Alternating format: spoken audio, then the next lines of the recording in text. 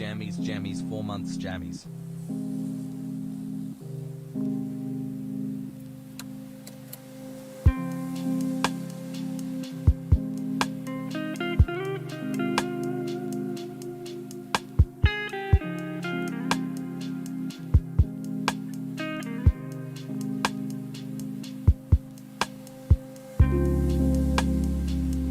Open the gate.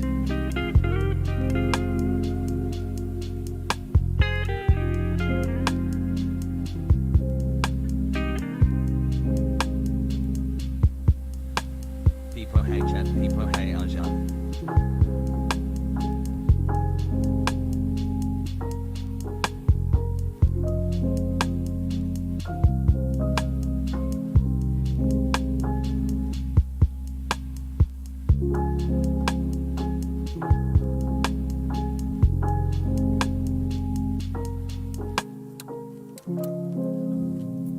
Yee Howard.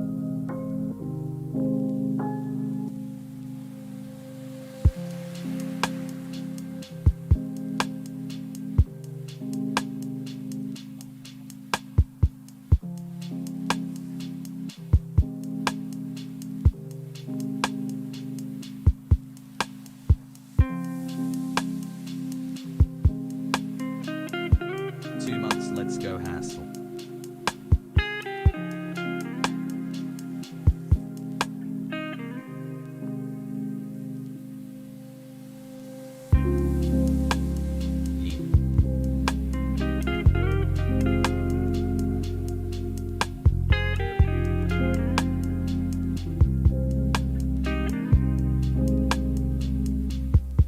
Hey yo, let's go.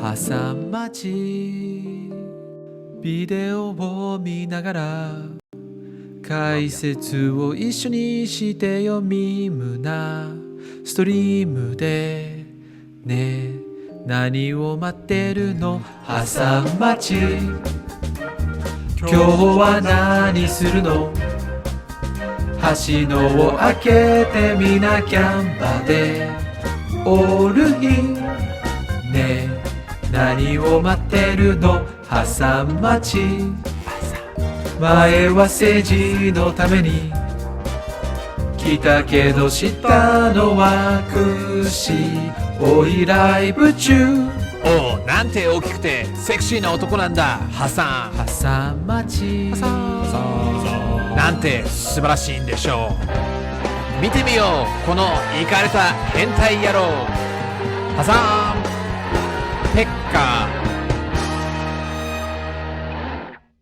What's going on, everybody? I hope everyone's having a fantastic evening, afternoon, pre-noon.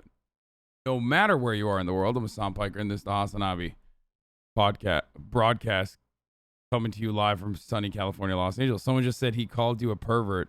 I know he did. And it fucked me up. Listen, I hope all the boys, girls, and MBs are having a fantastic one.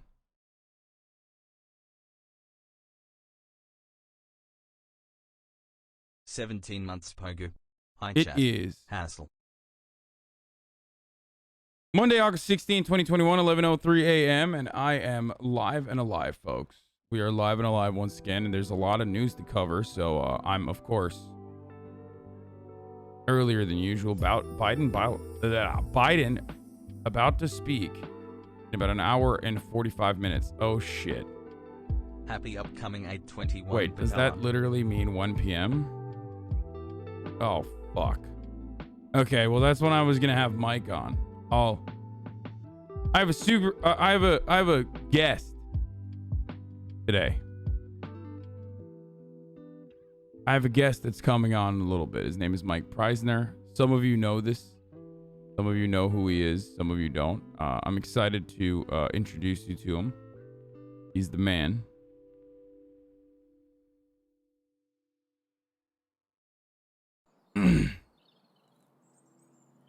But Arjan. yeah, we're gonna talk about that. He's an anti-war veteran, and I don't know why I'm not like hyped right now. I should be a little bit, but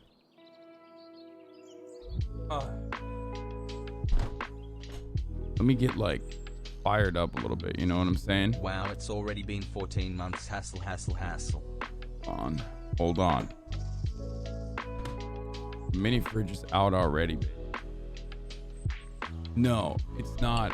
It's not Yeah, you're 9 Michael months. Pillow. Let's go, Dad. Okay, not all mics are the same. My voice is like going out a little bit, but it'll be all right. Oh, it's at 3:45 Eastern, so that's gonna be 2 months, 12:45. What the fuck? Hold on.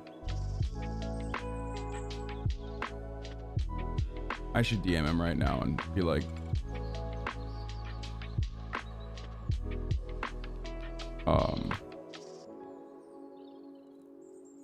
realize the Biden speech is right at that time. Almost half a year of avoiding the ads. Anyway, your hero Biden is responsible for Afghanistan, says Jake Dwan. My hero Biden. I love him. I love my hero Biden. He's the best.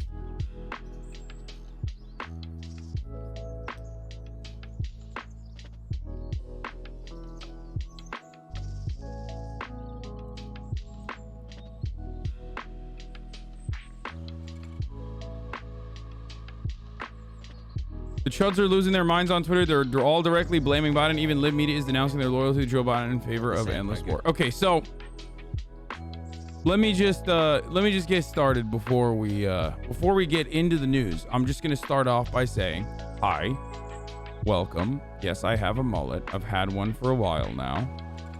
Okay, my flow is out of control.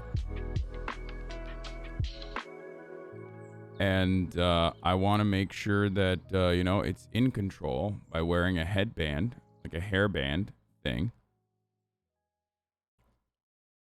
Okay, yes, I look like Gaston. Shut the fuck up. Whatever. It's really Anyway, been 12 listen, months, but I listen, forgot listen, to resub. folks.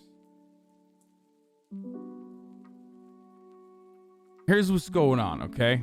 This is the part of the broadcast where I tell you a little bit about my personal news, 6 but there months, really Tiger. isn't anything fucking going on. So there isn't too much to talk about. My parents are here. They're stressing me out a lot. Like non-fucking stop. And my mom wants to go somewhere on the weekend. Thank you, Themasius. My mom wants to go somewhere for the weekend, and I'm like, I don't know if I want to do that. And I've been like pushing off as best as I can, but she's like, nope, we have to do it.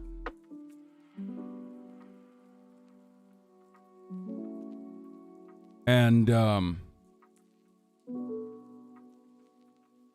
so yeah, I will try to turn that into content, obviously, as always. Yes, I'm wearing the t-shirt that Ludwig gave me. It says, I lubricate my AR-15 with Liberal. Come on it. AR-15, of course, is automatic rifle.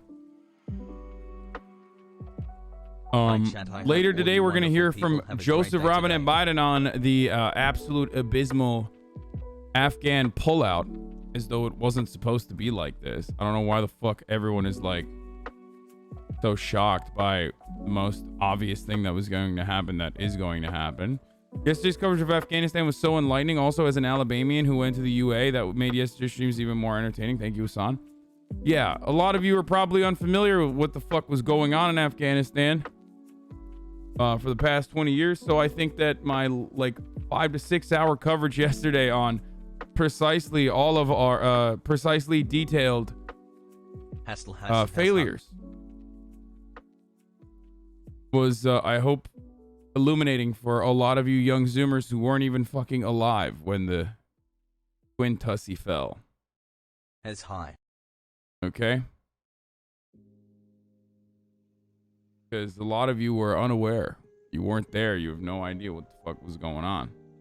So, you don't know the kind of fervor that America was whipped up into, a frenzy, in order to justify some of these atrocities that we committed. So that's of course what we're going to talk about again. Can NATO really shrug off the part they played in this issue, and did Biden really just say they've got to fight for themselves? Yes and no. We'll talk about that. Despite the there are homophobia, horrible it's been things, 3 months, horrible videos showing the absolute abysmal conditions in Kabul currently. Like the regular city of Kabul is fine. People are reopening their storefronts. You know, with some notable differences. They're painting over the women in the storefronts. He's here. Because they're terrified of what the Taliban might do. But outside of that, you know, shit's normal in Kabul for the people that did not escape Kabul for the time being. 9 months, pog hair looking nice. What's not normal in Kabul, however, is the absolute abysmal state of the international airport that has now been taken over by the American military. I should probably just fucking blast off. We should just get started. I'm gonna tweet out that I'm live because there's like literally not much going on. This morning, your streaming video I spent the entire morning, you know, trying to fit all the fucking clothes that you guys send me into my dresser. And that's what I was doing. So there's not like much excitement there. I didn't really work out. I didn't work out this morning because I worked out yesterday. So, you know, there isn't anything like chill or cool or new. Biden is live at 3:45 EST. So we are going to watch him. Did American soldiers die in vain? Let's go. Hello. Welcome to the real world. Yes, every fucking soldier that has ever died since World War II has died in vain, okay? Welcome to the HasanAbi broadcast. Rajan. This is kind of like literally what I talk about all the time, okay? Absolutely not one fucking casualty on the American side was needed to happen or justifiable or anything like that. It absolutely did not need to happen. So, yes. That is the 3 case. months was good. It sucks to hear for a lot of people, I think. A lot of people like lose their fucking minds and they're just like, oh my God, what the fuck? I can't believe you're saying that. There's like veterans talking about how like, I can't believe like everything we did in Afghanistan was for nothing. It's like, dog, you literally were there. If you couldn't fucking figure out that everything you did in Afghanistan was for nothing when you were fucking there, then like, I don't know what to tell you. You're a fucking idiot, dude. Like actually, you're looking real dumbass, dude. Oh man, I need some self-care right now, dude. I'm gonna need some self-care because fuck, dude. I'm really like reconsidering all of the death and destruction that we put Afghanistan through now that like we're just pulling out for no fucking reason after 20 years. It's like, wow, dude, really? Now this is the moment. This is the very moment where you feel betrayed by the American government, not when they fucking shipped your dumbass over there. The fuck do you mean, dude? Like, become a fucking conscientious objector, okay? Like, if you want to become like a noble person.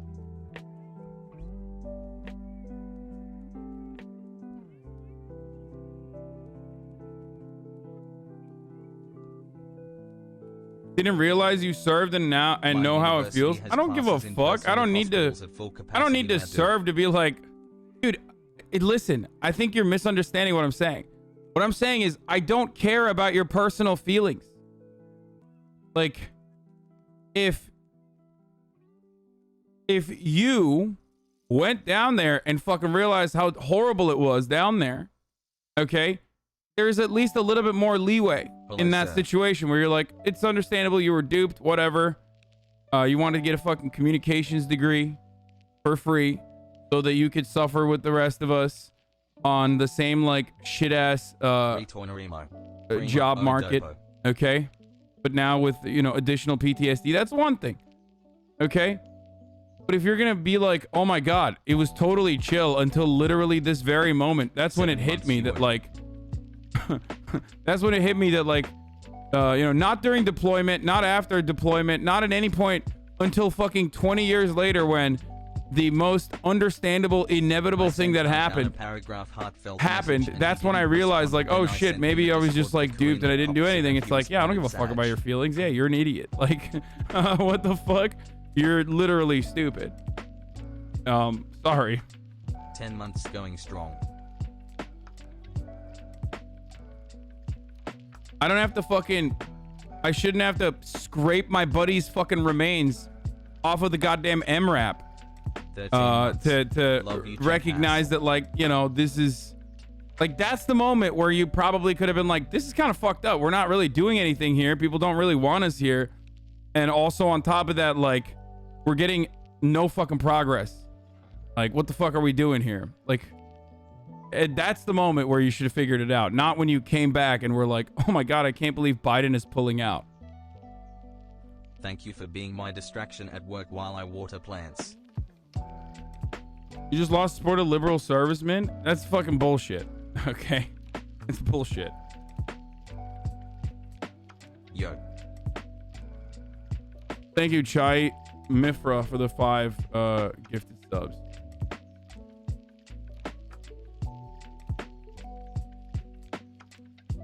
Still hasn't fucked. My mom has such hassle. Anyway.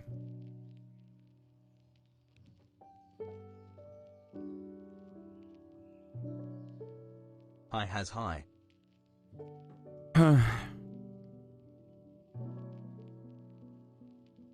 Wasn't this Trump's pullout plan negotiate with the Taliban? We're going to get to all of that. Yes.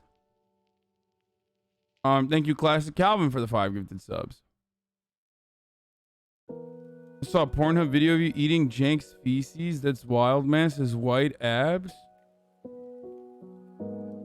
Why are mods like not fucking banning this psycho, dude? Like, even the sheer thought that like you would fucking have that in your head. You know what I mean? That you would like be able to come up with something so fucking nasty as like an own is so disgusting. Anyway. Hello chat, hello Hasan, how is everyone? I am excited for the stream. White women on Twitter on my own personal Afghanistan. Lamb Chop 101. Okay, let's fucking blast off. Let's do it. Daycare is open. We're, of course, talking Gaslight Gate, American imperialism and its necessity to continue our global capitalist hegemonic power. That's why permanent occupation is a necessity. You guys don't understand.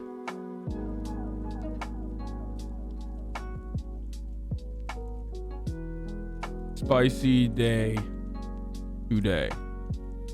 Get in now. www.twitch.tv. Birthday yesterday, 18-month anniversary with I want to get started on today's broadcast on my endless coverage on Afghanistan.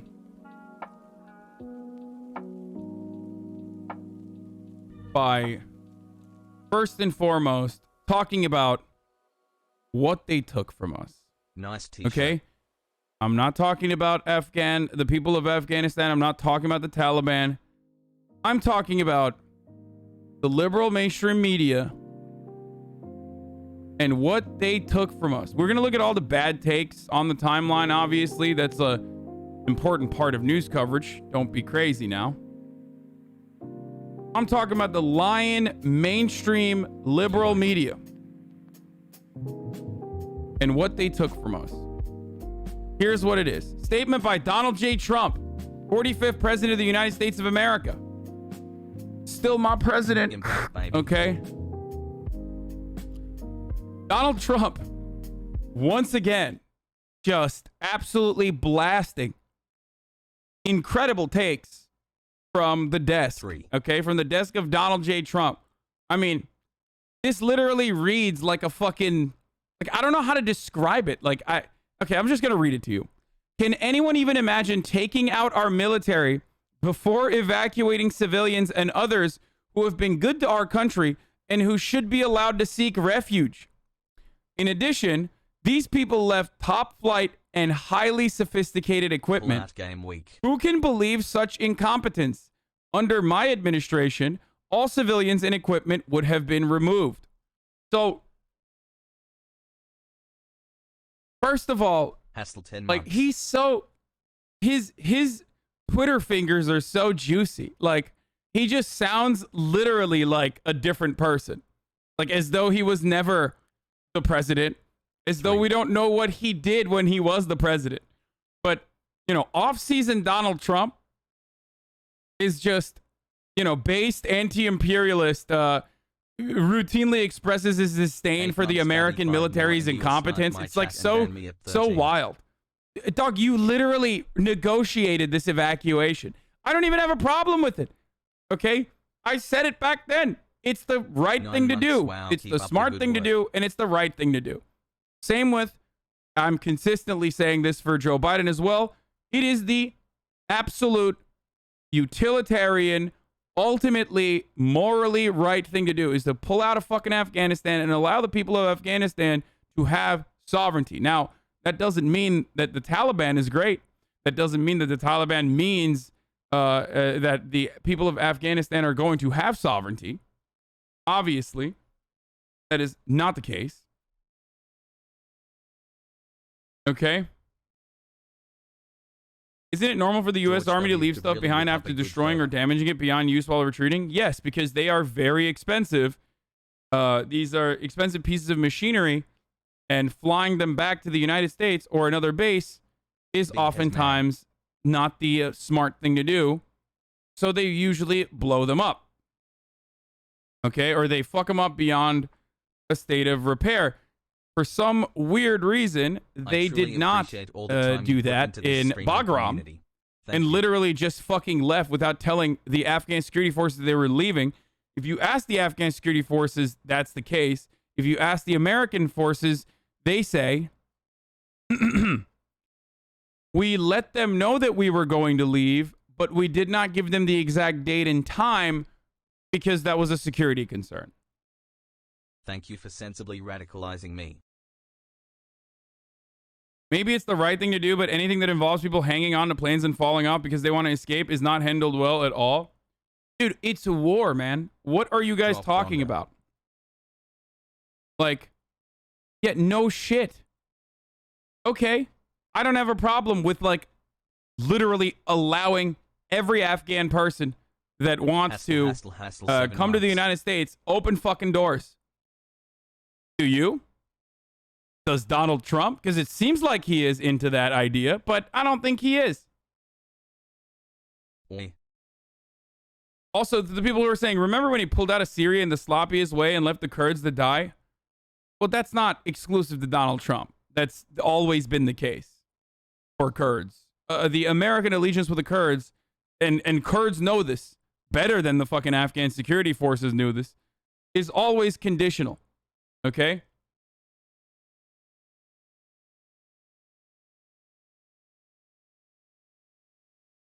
For the record, I just want to point out that, like, once again, I'm going to talk about this a lot today. This was Donald Trump's evacuation and withdrawal negotiation, okay? Which the Joe Biden administration, until like last week, was totally willing and able to take ownership of and fucking claim credit for. Don't get me wrong. But like anyone who's saying, and this just basically draws that same bipartisan line from Democrats to Republicans when it comes to foreign policy. Like, this is basically just reinforcing that very same, very basic American function that I've described to you guys a million times over. 17 it just shows that once again. But the people are just shit slinging at one another for political brownie points. When in fact it was Donald Trump's literal fucking historic peace deal with the Taliban. One of the dudes that was in the palace, okay? One of the dudes that was in the fucking palace that was, you know, posted up wearing his fucking drip was literally released by Donald Trump's administration from Guantanamo Bay, dude. Like, what do you mean?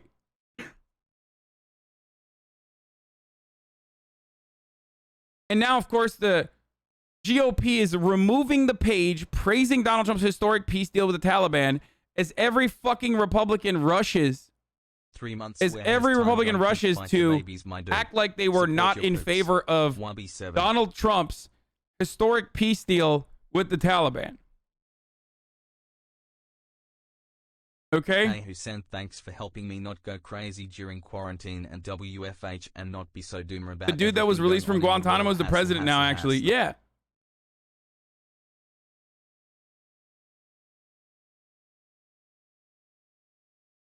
And the media is whipped up in a fucking frenzy, nearly identical to the same whip up of frenzy that they were engaged in that fucking brought us into Afghanistan in the first place, dude. 90% of the country in the aftermath of 9/11 wanted to fucking attack Afghanistan. 90%. You think that's a fucking accident, dude? The media will never take ownership of how much they bang the fucking war drums. And then they turn around and literally extend 12-month pog. The never-ending wars by making it seem like the only way to fucking defend the Afghan citizens is by permanently staying there and permanently doing occupation. Doing your thing, bro. Like, let's just turn Afghanistan into a vassal state for the United States. Even Disney Channel did propaganda after 9/11. Oh yeah, I remember this. This is fucking awesome. Let's watch this. I mean, I don't remember this from like seeing it, but I have seen it recently. Yeah, this was the state of America in the aftermath of 9/11, okay? This. Everything to me. It means life, it means freedom, it also means unity, and it means love. You see American flags everywhere, and it reminds you, but it also makes you really proud. I spent my whole life pledging allegiance, and I don't think I can ever look at a flag the same way. The flag stands. You know, when I first graduated middle school, I saw a Muslim boy walking down the street. And I said, Allahu Akbar, huh? Guess what? And I beat the shit out of that Muslim boy. Turns out he was sick. See, but it's okay. Because that's the kind of fervor that we had back then, okay? That's the kind of yee attitude that we had. Thank you. I'm Sam Piker. This is the Disney Channel. Let's go. America was united against the common enemy for once, you know? We weren't fighting amongst ourselves. We were fighting against brown people. And that was fucking tight. Anyway, let's keep going. Let's go.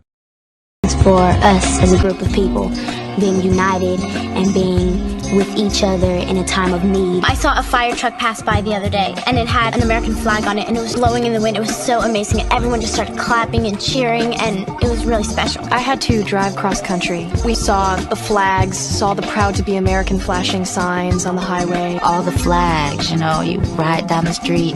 All the flags, dude. The flags were so good. I fucking love the flags. I fucked the flag. And it makes you feel connected, like we're in this together. It's a beacon of peace and liberty and justice and democracy, and we can hold it up high and hold it up proud. Driving. Just like sexy poses, like, bro, you don't understand. I fucking, I saw a flag and I thought to myself, I want to give that flag a kissy poo. Down streets and seeing, 16 houses all having their flag. America's the only country in the world like this, by the way. No, that's not true. I'm literally fucking Turkish. If there is one other country that would engage in this kind of nationalistic fervor regularly, it's motherfucking Turkey or Brazil or numerous other countries, as a matter of fact, that behave this way all the time. They're just hyper nationalistic countries. It's just that like India's like this now. Yeah, exactly. There's a lot of countries that are this nationalistic. It's just not European countries, okay? Hi. That's it.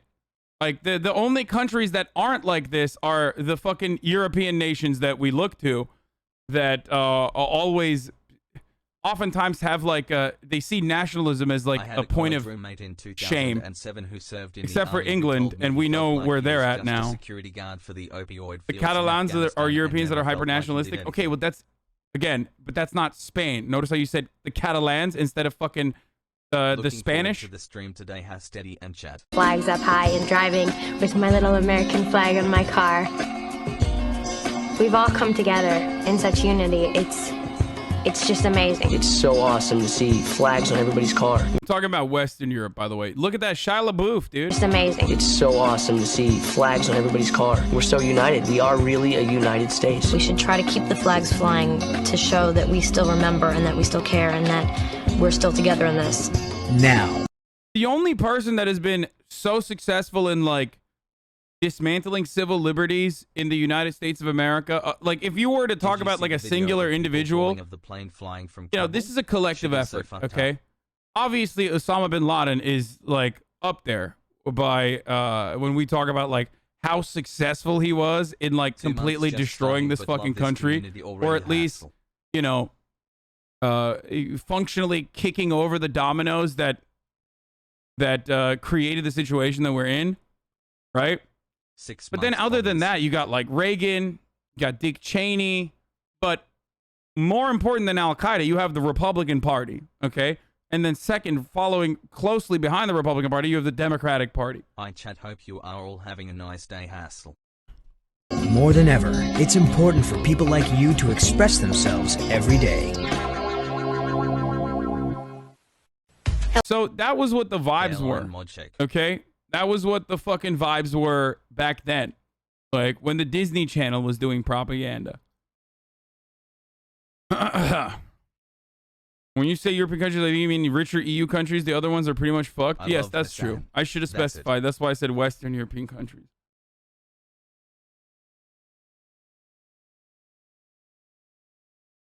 So, the amount of dog shit that took place in the aftermath of 9/11, and I've written about this before. I've written about this extensively. Like, I literally wrote about this on Huffington Post back when, you know, I was a young up and comer. You know what I'm saying? Where, like,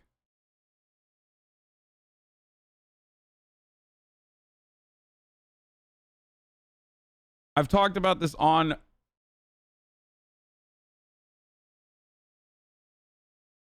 I've talked about this, like, I wrote about this back in 9/11 2017. Okay, never forget 9/11 was awful. What we did after was worse. I mean, it's like lib seasoning. There's a lot of lib seasoning on this, obviously, because, like, it has fucking a lot of, like, Donald Trump talking about Donald Trump and how he was, like, stoked that fucking 9/11 happened, so his tower was the highest in you know, downtown New York.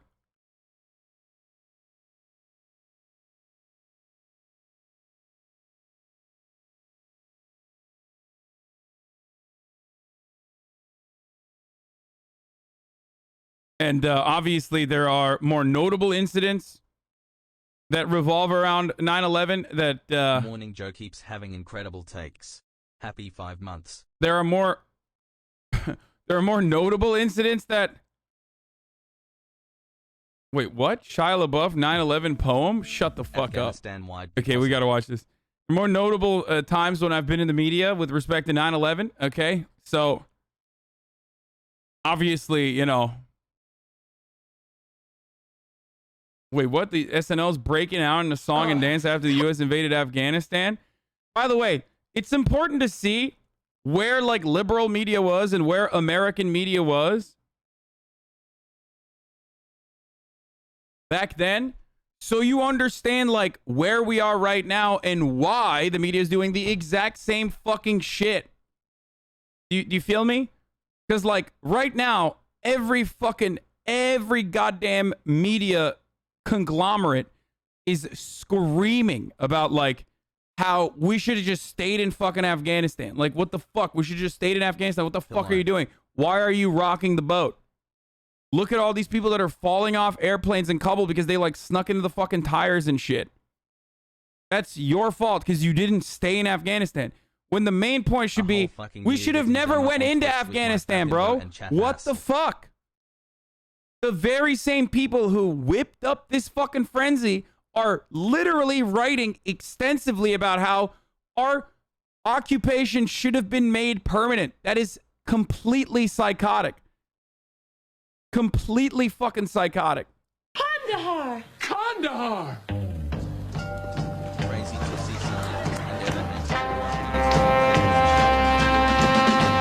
Gee golly. Yeah, we're going to talk about Chris Evans and fucking the CIA propaganda that he's doing. It's nuts. Wow, boy, we got him now. Kandahar. Kandahar. Say Taliban, move your minivans. Kandahar. Kandahar. That's happy news. No more bearded dudes. Kandahar. Kandahar. I'm telling you, that's some pretty stew. Kandahar. Take a solo, Chet.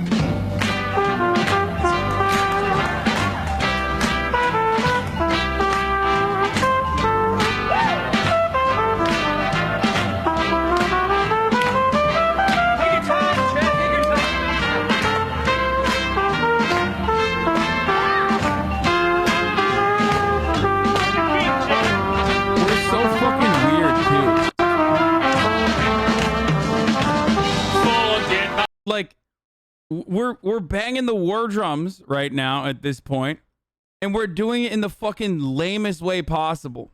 Mike, I'm gonna ride a train Kandahar. Who needs a suit? I'm skinny dipping in Kandahar. I got a date with my future mate, Kandahar. Some disinclined Kusi child to pop on out with a weather-beaten copy of Someone said we should have just killed Bin Laden and then left. Huh, interesting that you say that. If only there was a way to negotiate with the Taliban at the time. If only there were numerous instances where the Taliban was like, let's sit down at the table. Like the functional government of Afghanistan was like, let's sit down at the fucking table and let's have a conversation about this, you know? There should be a trial. If only there was a way.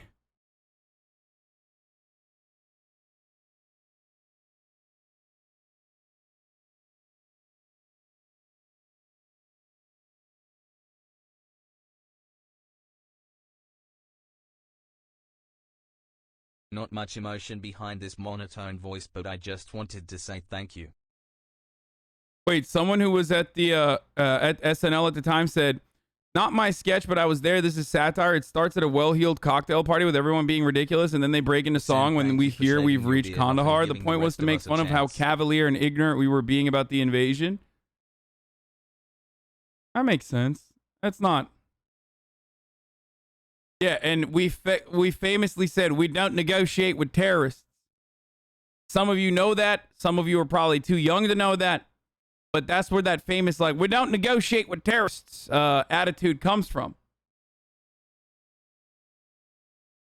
Okay? That's where that comes from.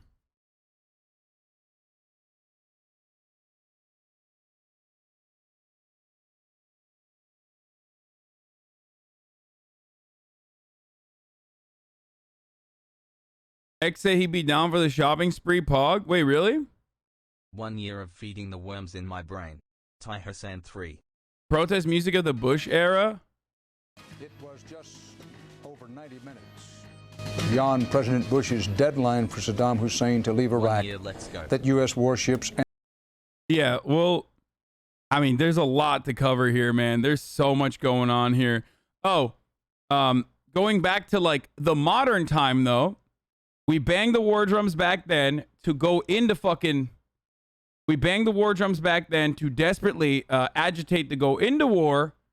And now we are banging, or the same people are literally fucking banging the very same war drums in an effort to remain in Afghanistan and continue our occupation. Don't believe XG's lies?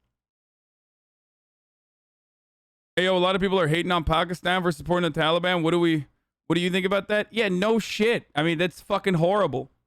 Hey, Hassan, almost a year. Yeah. What? I will never fucking be on board with Wahhabist influence for and funding for some of the worst fundamentalist motherfuckers out there who are completely psychotic, okay? Completely psychotic. Like, those guys are not, you know... Hey, HasanAbi, I need to understand, what is your opinion on global jihad? Hamas also supports Taliban? Yeah, I know. I understand that. I literally also... No shit they do. Hamas is also a fundamentalist religious fucking group. Hey, you know what the similarities between Hamas and Taliban are, though? The colonial power in both circumstances allowed them to fucking thrive. And then, simultaneously, the continued occupation justified their existence and basically made them seem like liberators in the eyes of the colonized. You get that, right? They thrive under American occupation. They thrive under Israeli occupation for Hamas. That's the point. Why was Hamas seen as a counterweight? Because the other organizations, the other revolutionary organizations that were against the Israeli occupation were socialist. fascist Yesterday states was my and birthday. right-wing states and Western imperialists have historically always sided with ultranationalists and fascists and reactionary conservatives, no matter how psychotic they 21 are, down. in an effort to squash actual revolutionary action from socialist groupings, socialist militants. We are always responsible for all this shit, okay? That's precisely why when Hillary Clinton, when we watched,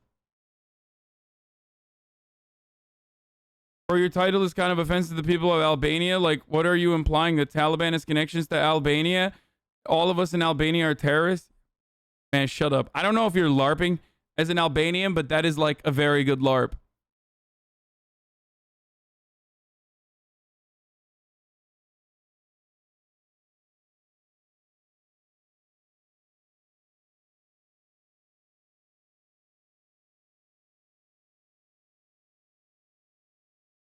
Wahhabism is real Islam. I don't get why white liberals try to paint a progressive picture of Islam. Are you saying I'm a white liberal trying to portray a progressive picture of Islam? Like you, an American r/Reddit atheist, is telling me, a Turkish Muslim dude, what fucking progressive or real Islam is? Really? That's what we're doing right now?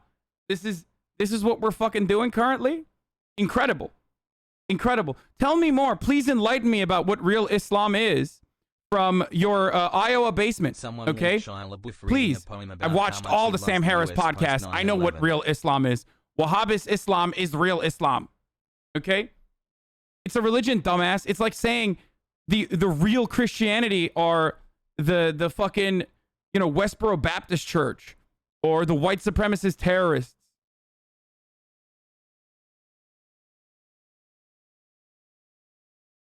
Nine months, Pogu. Incredible stuff.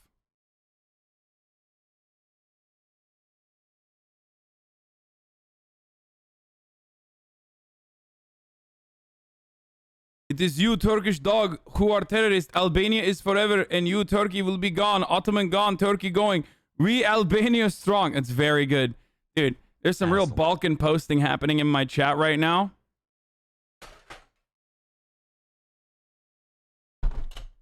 Some of you, yeah. Oh shit. Some of you are real Balkan heads, and it shows. Okay.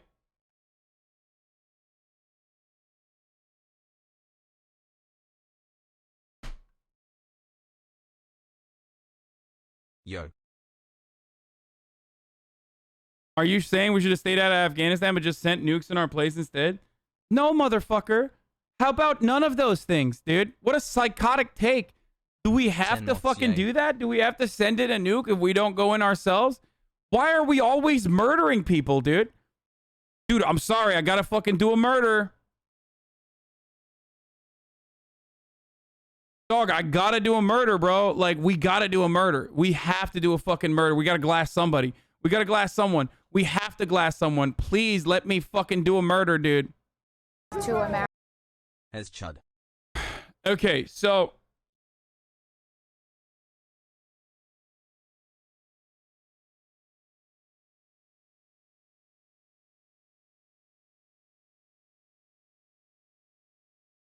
You are lumping all Pakistanis into one mindset. By that standard, all Americans are war-hungry, racist POSs. First of all, yes, most Americans are. And secondly, when did I even fucking bring up Pakistan? Someone asked, what do you think about the Pakistani support for the Taliban? And I said, it's not good. What? It's not fake. Like, what? You think the Taliban doesn't get significant funding and also on top of that, like, are allowed to just operate freely within Pakistani borders for the most part? They are. We will never do anything about it, obviously, because, you know, it's, we'll never do anything about it because we are responsible, in some instances, for the development of a lot of those madrasas, okay? And then secondly, Pakistan has big military, nukes, strong, allied to the United States, of course.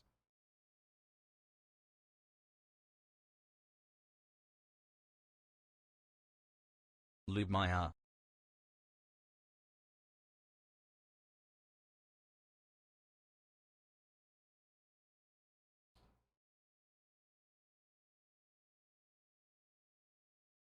Bro, the way the CIA funded the Afghan Mujahideen during the 80s was through Pakistan's intelligence equivalents, ISI. Pakistan also explicitly supported the Taliban government from 96 to 01. Fuck the Pakistani government, 2 notches America. Yeah, I don't have a disagreement there at all. Bro, Bin Laden lived in a fucking compound where he was able to jerk off to hentai for years next to the Pakistan West Point, okay? The Pakistani West Point. Like, what more do you want? Like, it's such a fucking dumb conversation to have without, like, mentioning that point. I love your baby face. He was literally, like, playing Nintendo 64 and jerking off to hentai in a fucking compound next door to the Pakistan equivalent of West Point. You understand that? That's where the SEAL Team 6 bravely, in the dark of the night, fucking rolled over in their helicopters, dropped the fucking helicopter while they were doing that because, you know, incompetence, as always, and then flew in to the compound and, like, murdered everyone there and canoed Bin Laden, apparently. Fuck, man. I was listening to the Chapo episode. 6 months boggers.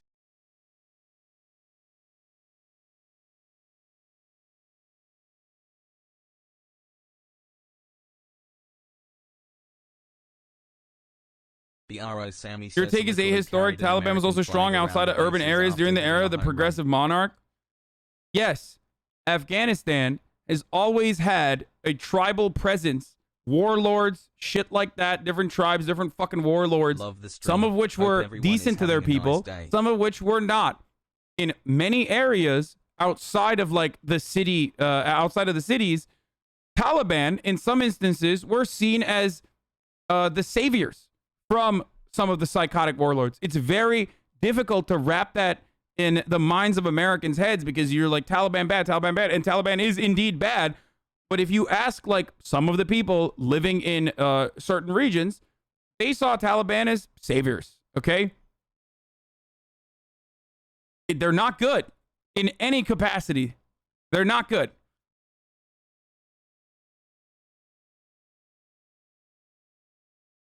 Pakistan wanted a peace settlement rather than a complete withdrawal according to their NSA. Oh shit, hold on. Fuck.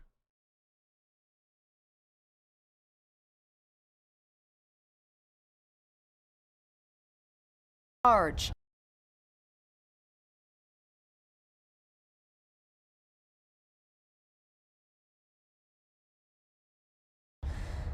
And what CNN is doing right now in fucking Kabul is incredible reporting. Like this is the peak of reporting. Hassle. So when people fucking turn around and say like they're chanting death to America, but they seem friendly at the same time, like, you know, Jack Posobiec, you would literally shit your pants if you saw a brown person and you're out here like literally shitting on a woman for fucking being in the middle of that conflict zone, literally in the middle of Kabul. Like Ted Cruz is talking shit about this lady that is like actually doing on the ground reporting, saying, is there an enemy of America for whom CNN won't cheerlead in mandatory burqas nonetheless? Bitch, you literally, in the US, okay, I am a minority, you escaped your state. I finally feel like I belong. When a light breeze brought down your entire electricity grid, you fucking ran away to Cancun. You're gonna talk shit about a person who's in the fucking heart of conflict doing like reporting? Should we just not do that?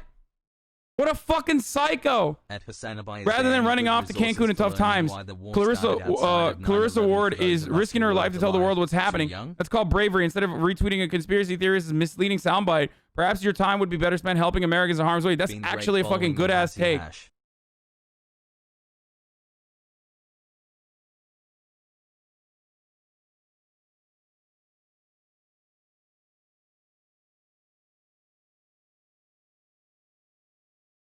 Not wearing a burqa. She's wearing a hijab. Okay.oh.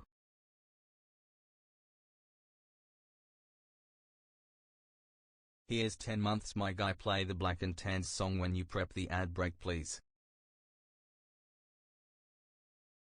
Let's watch this coverage now. Taliban fighters have flooded the capital.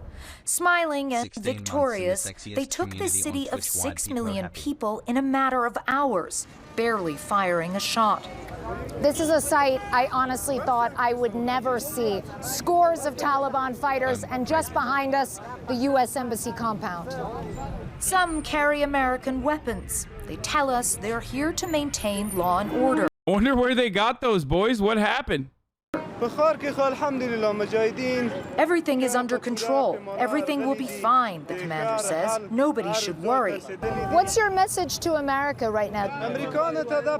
America already spent enough time in Afghanistan. These motherfuckers are like, yo, yeah, dude, women can't be out in the streets. Meanwhile, literally everyone's wearing guy liner, okay? Everyone's wearing guy liner. Like, listen, which I don't have a problem with. Like, it looks good. Okay, it looks cool. It looks cool. It looks cool. You're looking like fucking Johnny Depp. Okay, Pirates of the Caribbean. Like, you know, let people, let everybody do that. They need to leave, he tells us. They already lost lots of lives and lots of money. People come up to them to pose for photographs.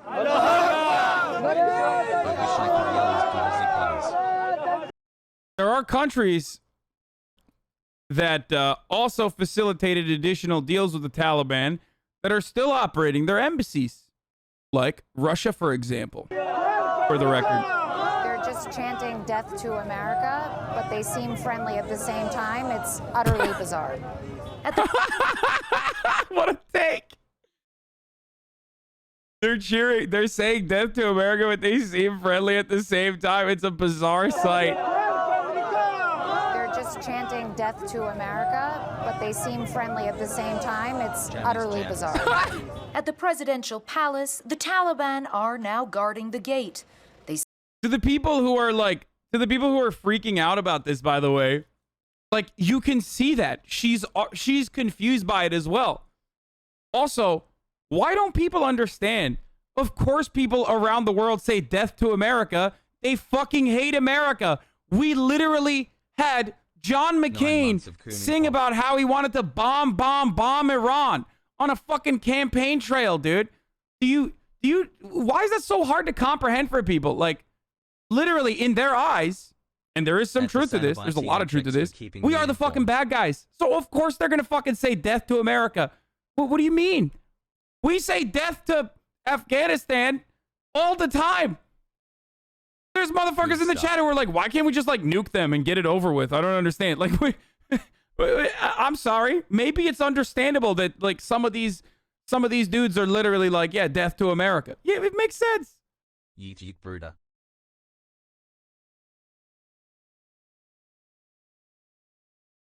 And that's why it's bizarre.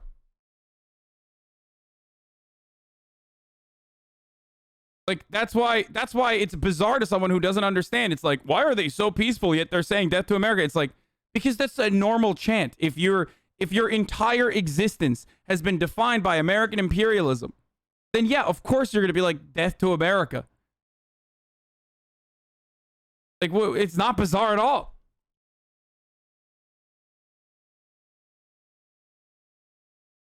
Sag.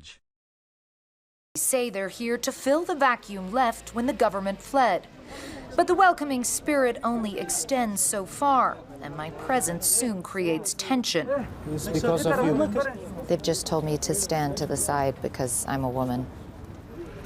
Outside, ordinary Afghans clamored to talk to us, struggling to process the dizzying speed of Kabul's fall. Actually, so it's fine that terrorists now basically have a safe haven they can operate and plan their next attack from. If the U.S. didn't do anything, 9/11 would have been at least the U.S.'s problems.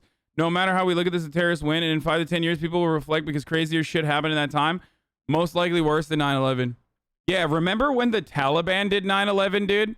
That was so crazy. Oh, wait, that's not what fucking happened. As a matter of fact, there were 2 instances, one before 9/11 and one after 9/11, where the Taliban wanted to negotiate with the United States to offer Osama bin Laden to the American authorities, which Bush said, no, we're just going to keep bombing you guys. I don't give a fuck. Okay? So shut the fuck up. Like, we are allied with the royal family that directly funded the 9/11 attacks. 15 out of the 17 hijackers were Saudi nationals. Okay? Osama bin Laden is Saudi Arabian.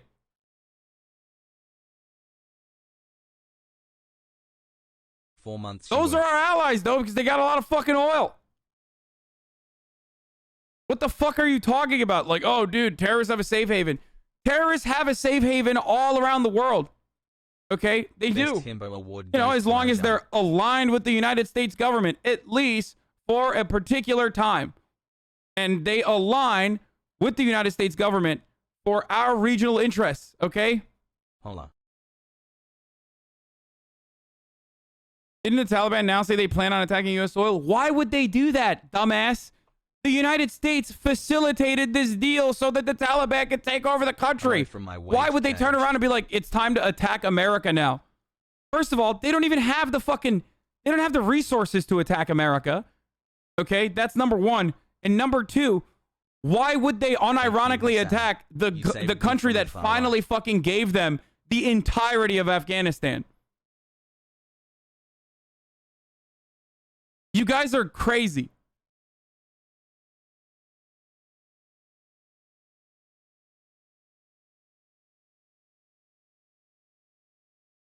Get off your high horse. Why do you always have the shittiest takes? If we just stayed in Afghanistan for a little longer, the Afghan army would have received the blueprints to create the most versatile kusi any army could have dreamed of. Get off your high horse. Jesus Christ, dude.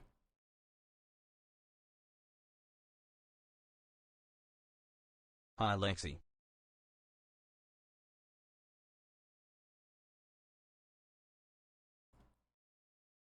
But the countries surrounding Afghanistan, especially India, will definitely face much more terrorism and lead to the further rightward shift there. Okay, so here's what I think. And this is pure speculation, and I might be completely wrong on this. But what I think is that we in the United States of America executed this deal with the Taliban when we in the United States of America realized 15 fucking years ago that the Afghan government, the puppet state that we had put together, and the security forces that we were pumping funds into to the tune of $90 billion, were never going to be able to hold off the Taliban. Okay? Because during our invasion and occupation of Afghanistan, the Taliban's influence only grew, and their cause became more justifiable in the eyes of many people who thought that there were outside occupiers coming into their fucking country again in a similar capacity to the USSR. So they thought to themselves, well, if it's inevitable, should we just force the issue and try to get the Afghan government to put a strong front against the Taliban, which is never going to happen?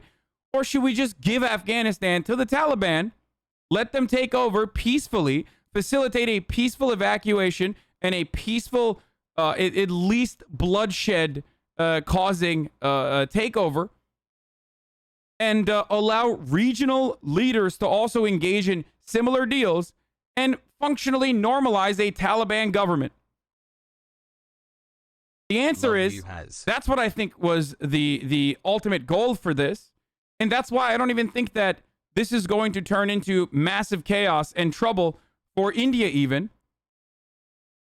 But I don't know. It could. It depends on who now tilts the scales in what direction. But as it stands, the amount of like money and weapons the Taliban has is just completely, entirely dependent on the Pakistani-Indian relations. Okay? It depends on what China does.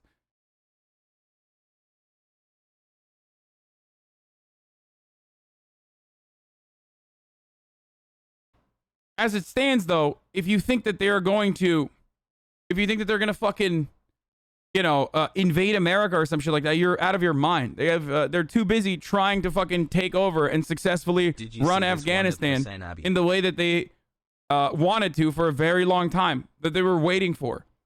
But they were always going to wait out the American occupation. Keep doing what you're doing, Hassan. Hassle.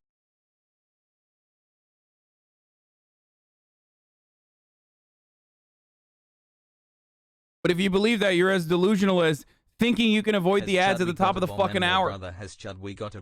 Because the top of the hour ad breaks come for all. Okay, it's just a 60-second ad break. But you can avoid it with one simple trick. By the way, eyeliner is an old tradition.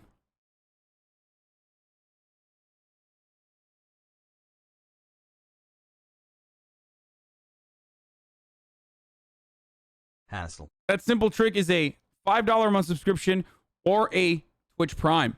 Twitch Prime is free, of course. Thank you, Iso Solaris, for the 5 get the subs. But if you want an ad-free broadcasting experience, uninterrupted, all you need to do is subscribe either for $5 or for free with a Twitch Prime if you have an Amazon Prime account, or you can use an ad block or a VPN, but Twitch Prime is free. Here's the 1-minute ad break now. All right, let's keep going. I feel nothing right now. We want peace. We are tired of this ongoing war. What does the future look like to you now? You know, I cannot predict even in seconds right now, and I can't predict even minutes right now. So that's why I don't know what will happen tomorrow and what will happen after. And that's really what it feels like on the ground. Honestly, John and Brianna, it's anyone's guess as to what the situation on the ground will look like in 2 hours, let alone 2 days. You're like mainstream media gaining viewers and money when the world is burning. Hey, man, it's not my fault that you did not know of my existence until shit is hitting the fucking fan. Hey, you were in what's here your months idea on ago bringing people or even over years who'd like to ago, flee right and you now? asked me a question. There was a high likelihood that I would answer you on what my positions are on this issue. But there's a reason why people come here whenever shit's popping off, okay? It's because they know I already have a lot of positions on issues such as this and have offered extensive coverage to issues such as what to do in Afghanistan. And that's precisely why they come in when shit's finally popping off, and that's when they choose to pay attention. So you might feel a little sense of guilt because all of a sudden you're interested in what's going on in the news, but I haven't stopped covering the fucking news. Let's clap. Getting mad at me for covering the news, as I literally always do, because you are aware of it for the first time ever now, is completely idiotic.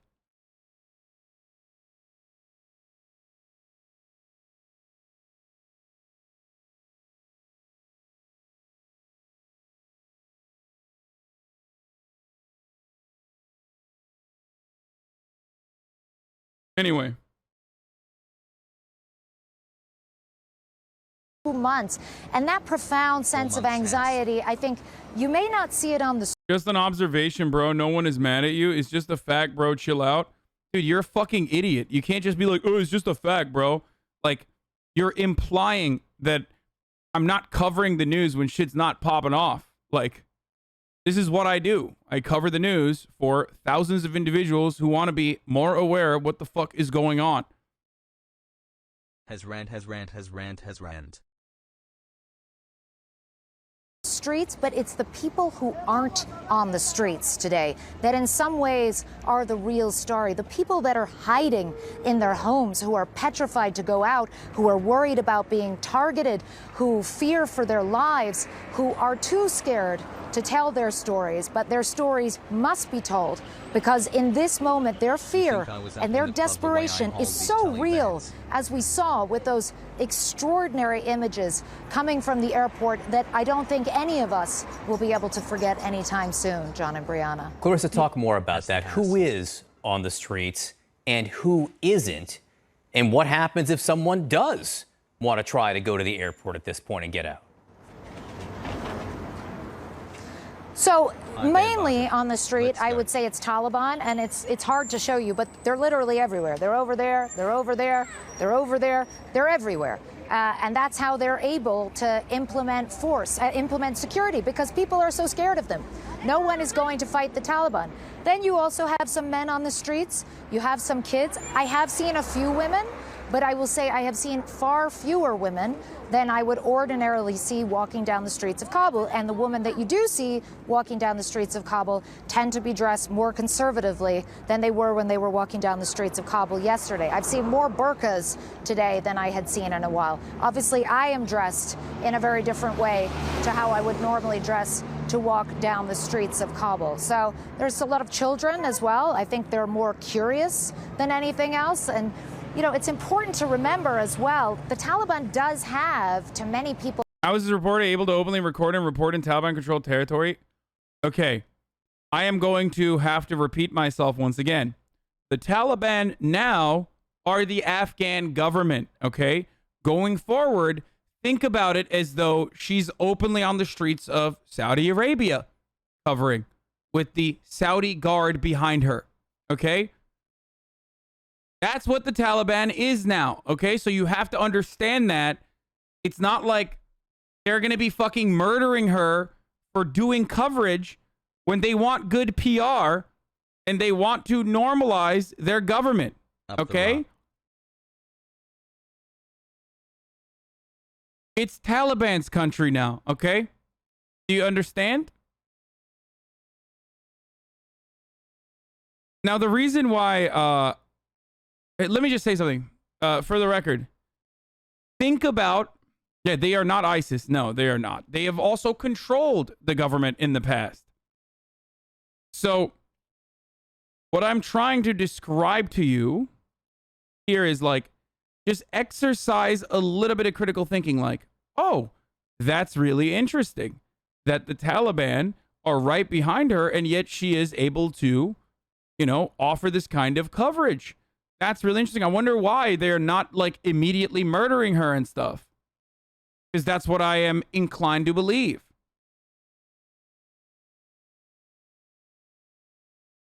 Okay, normalize oppression and you're in support of that?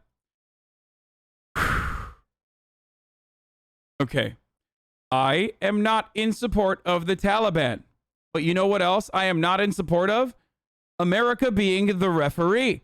Because America being the referee for the past 20 years has led to exactly this moment.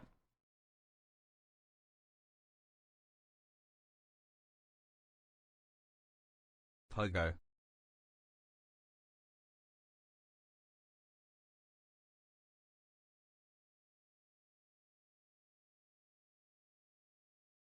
Bros, a simple question. Stop patronizing them.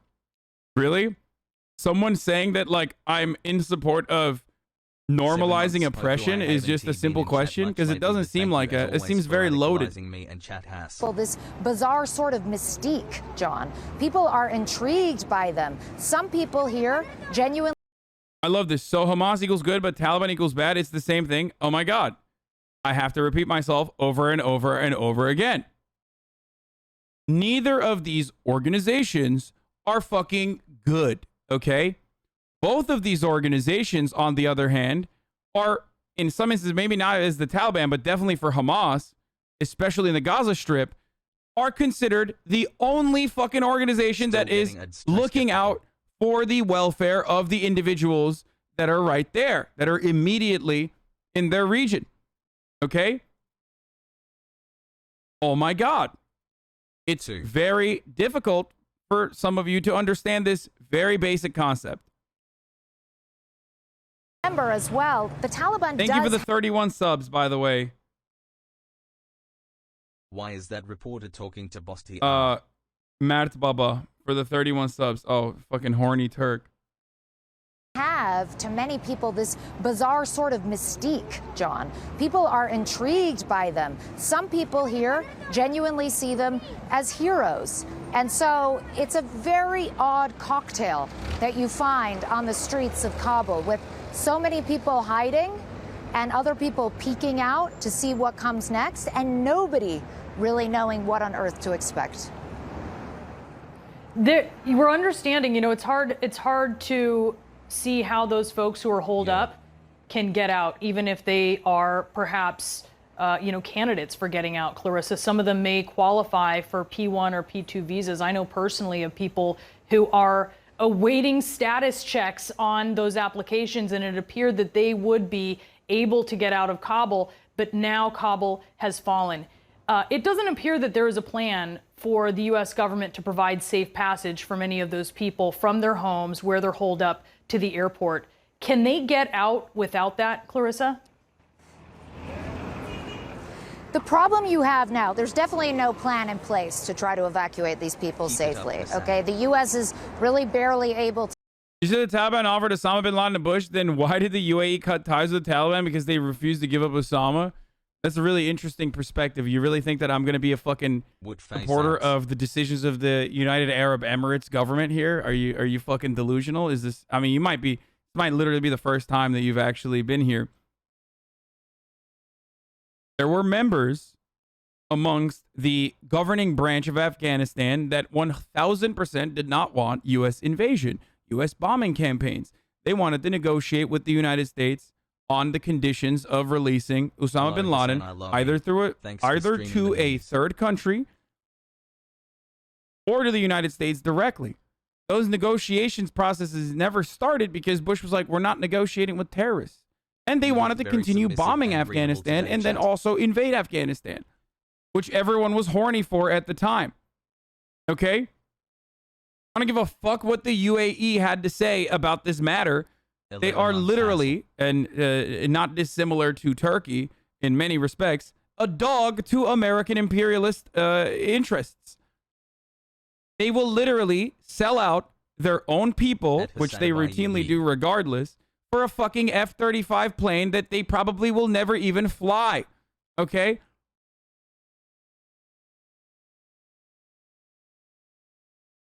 To keep a hold on the situation at the airport right now, let alone trying to extend some kind of corridor for people to leave through. So that is simply out of the question. The other problem you have is that there's this crush of humanity descending on the airport, vehicles clogging both lanes of traffic, scenes of people firing in the air to stop a sort of stampede almost. People have been shot by stray bullets. It's absolute pandemonium at the airport.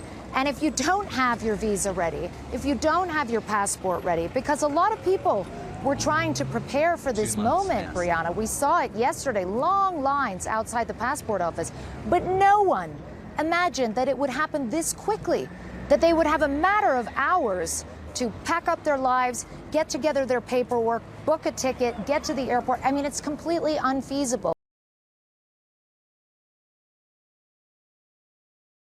The Saudi businessman who recruited Mujahideen now uses them for large-scale building projects in Sudan. Robert Fisk met him in Al-Matig. Anti-Soviet warrior puts his army on the road to peace. Well. Who is that guy? Standing tall at like 6'4", by the way. He was a tall motherfucker. Who is that Saudi businessman, dude? We should bomb Afghanistan more to find out. 3 months following the hottest streamer on politics. He was brave. He was anti-Soviet. That's all you need to know, baby. You guys recognize him? Who's that Pokemon?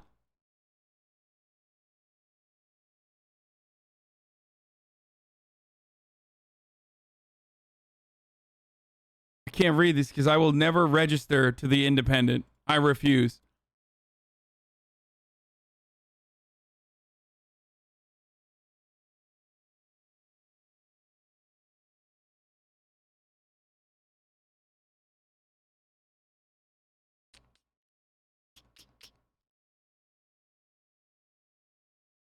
And he operated from Afghanistan. How can you not fathom that? Yeah, it's real weird that he was in Pakistan though for many years actually, and not from and it wasn't in Afghanistan. So strange. I think we should keep bombing the entirety of this foreign nation and permanently occupy it and keep giving and bring in our own fucking psychopathic warlords into areas where the current warlords don't want to comply with us. And only then, and give them bags of fucking cash, and only then maybe we can find Osama bin Laden, dude. Sounds like a good idea. Oh, wait. We literally know it was a bad idea, dude. We know. You know why? Because we have the benefit of hindsight. But you're still so fucking blinded that, like, you refuse to look at the benefit of hindsight that you currently have. Appreciate you. Taliban took over Afghanistan in 72 fucking hours, okay? They literally took over the entirety of the Afghan government in 72 fucking hours. How stupid do you have to be like, oh, dude, it was all still justifiable. What we did in Afghanistan was justifiable. It fucking wasn't. And it still isn't. And it will never be.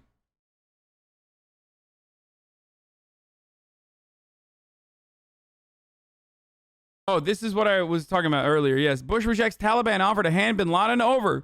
Taliban demand evidence of bin Laden's guilt. Second week of airstrike starts, and Taliban urges U.S. to halt bombing. And now they have a safe haven for more terrorists. So yeah, great thing, right? Dude. I don't know how to answer your fucking dumbass take. Because we create terrorists. We allow other countries like the one most responsible for 9/11 to be our greatest ally. We give them billions of dollars of weapons under Democratic presidencies and Republican presidencies. The random fucking country of Afghanistan has less to do with 9/11 than Saudi Arabia. And yet we have done nothing to Saudi Arabia and only continued to give them guns and weapons, which also land in the hands of Al-Qaeda. Okay? I don't know if you know that. Al-Qaeda, are you familiar with that? Because they're engaging in ongoing war in Yemen using our guns and our rocket systems. Okay? Saudi Arabia is doing that. The country that has more to do with 9/11 than any other country is literally doing that right now. LFG. You do not give a fuck about stopping terrorists or whatever you are, whatever your delusional fantasy is. Okay? Wide people happy. You make it as if no intervention from any country is ever positive, or that there are no negatives with leaving certain countries to develop incredibly corruptly. Surely there's some global responsibility, rather letting some poor individuals grow up in terrible... Dude, American intervention is never for positive reasons, okay? Stop with this, like, civilizing force, imperialist, colonialist attitude. It's just not. Like, you're fucking delusional. You're absolutely, completely, without a doubt, wrong and delusional if you think that America has ever been a civilizing force in the Middle East, ever. Okay? Chatters be like, hey Hussein, I have a simple and not at all loaded question. Why do you support terrorists? The situation with Afghans falling off fucking planes and having to be scraped off of rooftops in Kabul is a direct example of American interventions not being a force for good.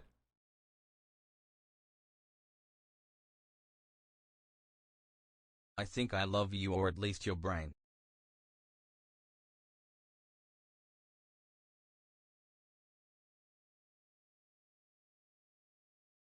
I don't want to hear from the fucking Balkans in the chat, okay? Put the banner up, Kirk. Stop linking me the videos, the harrowing videos of Afghans falling from planes because they were hiding in the fucking tires of said planes to escape Kabul, okay? I don't want to see that, and I'll get banned for it, okay? I don't know why you want to see, like, gore porn. Yee boy. President George Bush rejected as non-negotiable an offer by the Taliban to discuss turning over Osama bin Laden if the United States ended the bombing in Afghanistan. Returning to the White House after a weekend at Camp David, the president said the bombing would not stop unless the ruling Taliban turned bin Laden over, turn his cohorts over, turn any hostages they hold over. He added, there's no need to discuss innocence or guilt. We know he's guilty. In Jalalabad, the Deputy Prime Minister Haji Abdul Kabir, the third most powerful figure in the ruling Taliban regime, told reporters that the Taliban would require evidence that bin Laden was behind the September 11 terrorist attacks in the U.S., but added, we would be ready to hand him over to a third country. The offer came a day after the Taliban supreme leader rebuffed Bush's second chance for the Islamic militia to surrender bin Laden to the United States. Mullah Muhammad Omar said there was no move to hand anyone over. Taliban ready to discuss bin Laden's handover if bombing halts. The Taliban would be ready to discuss handing over Osama bin Laden to a neutral country if the U.S. halted the bombing of Afghanistan, a senior Taliban official said today. Bush said, we will not negotiate with terrorists, very famously, and said, fuck it, we're going to keep bombing you guys, and also we're going to invade you guys.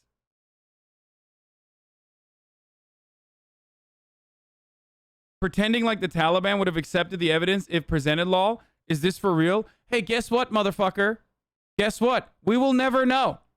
We will never know if they would have accepted the evidence or if they were, but it seems like they were able to, they were interested in sending or extraditing Osama bin Laden to a third country. But you can only operate on hypotheticals. Yo, at HasanAbi, you were on MSNBC the other day. Why you no come on my show to TRMS? Right, so stop bombing first, then we'll turn him over. You believe that? Why? Why wouldn't they? Thanks for the awesome takes. Why wouldn't they? Why wouldn't they literally fucking, why? To continue the bombing if they don't turn him over? Don't you think that that's better? Don't you think that that would have been a better situation? You motherfuckers asked me, how could this have been dealt with better? And I show you, and you're like, no, it doesn't matter, dude. You can't trust the Taliban. So you're basically the same. Like, you're literally the same kind of psychopath that would have justified it 20 years ago, and it still continues to justify it after the fact, dude. What's wrong with you? What the fuck is wrong with you, man? How about other countries start treating us like the way we treat them? How about that? You probably wouldn't fucking like that, would you?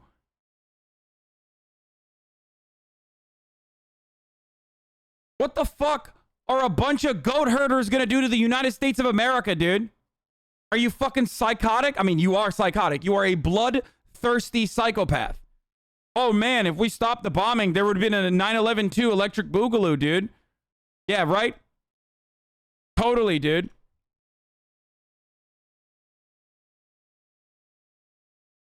Bro, that's racist though? Really?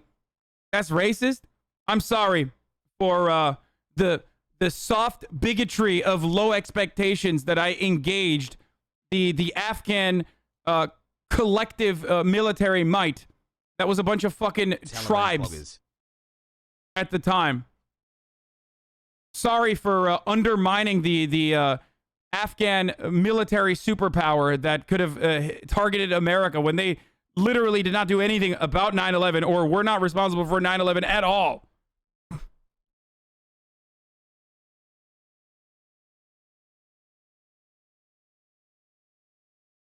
Where is that guy? Joe Pags? Is that his name? Who is this guy who's like in my chat with the fucking check mark?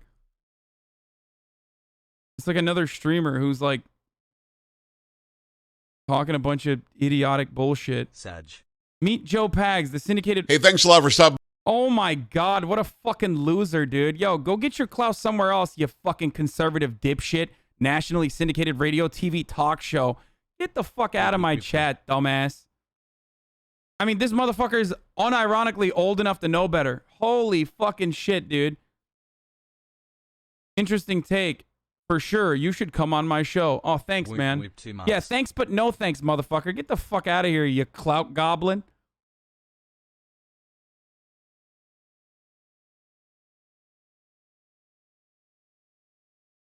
$4 were who? These are all moot arguments. The point was never successful nation building or catching bin Laden. The point was resource extraction of oil and rare minerals and forever fund the Pentagon and the military industrial complex. True. Yes. In many respects, with what the American government actually wanted to do in Afghanistan and Iraq, sorry, I almost said Iran, it was a massive success. Permanent war, natural resource extraction. There's a reason why the USSR also saw Afghanistan as an important fucking area to take over. There are mineral maps that the USSR had since the fucking 80s. We only recently found out how incredibly resource dense Afghanistan was with respect to all of these like rare minerals. But you know, it's been known for a long ass time.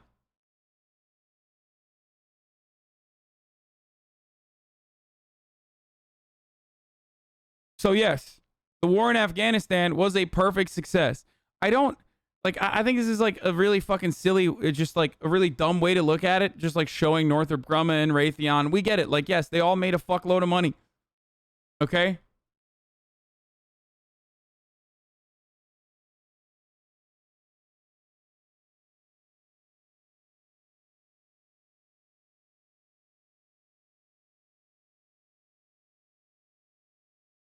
So stop with this like silly bullshit. There is no honorable cause in American imperialism. There never has been. It's just about It's just about the bottom line of American corporations that fuel the military-industrial complex and the military machine. What percentage of your life in the U.S. has been at war by birth year? Yo, does anyone else think that tall businessman in the newspaper looks familiar? As a byproduct of all the horrible motives behind why the U.S. went to Afghanistan, women and minorities get real rights as they absolutely would have in the past 20 years. Isn't it worth it? No, the fuck it's not, What do you dude. think Because Biden that is is a gonna say today? delusional take. It's not true.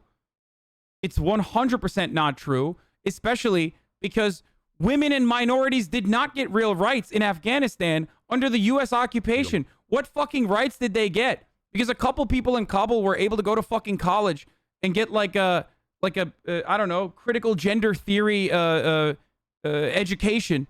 Does not mean that like women by and large got fucking a boatload of rights. Okay? Their situation is going to be worse now, especially in places like Kabul. But the real way to do this is by offering Afghanistan and the people of Afghanistan true sovereignty, not by putting on a fucking puppet state and looking the other way when that same puppet state unironically fucking is like, or the military of that same puppet state that you're supposed to be training for $90 billion is like raping little fucking kids. It's so stupid, dude.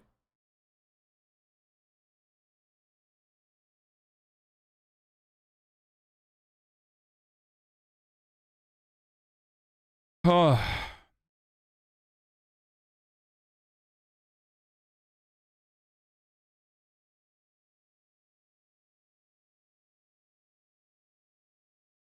Charlie stays unhinged. President Joe Biden's Department of Defense will accept 30,000 Afghan refugees in military installations following the collapse of Kabul. Boom. Political Epic transformation. sub-anniversary pogo. Let the country crumble. Do you know there's 5 million displaced people in Afghanistan now? This was all intentional. Joe Biden let it fall apart to now say, oh, I'm so sorry. I guarantee. Cloud Goblin, I'm on 150 radio stations with 5 million listeners. Congrats on building your Twitch page. Why ban a guy for asking logical, real questions? What on earth, man? I honestly invited you onto my radio show. Twitch is a hobby for me. Wow, says Joe Talk Show. I guess a Modern Warfare 2 remastered multiplayer would be too controversial now. Dang. He says, I live by MLK's dream. You can't cancel me.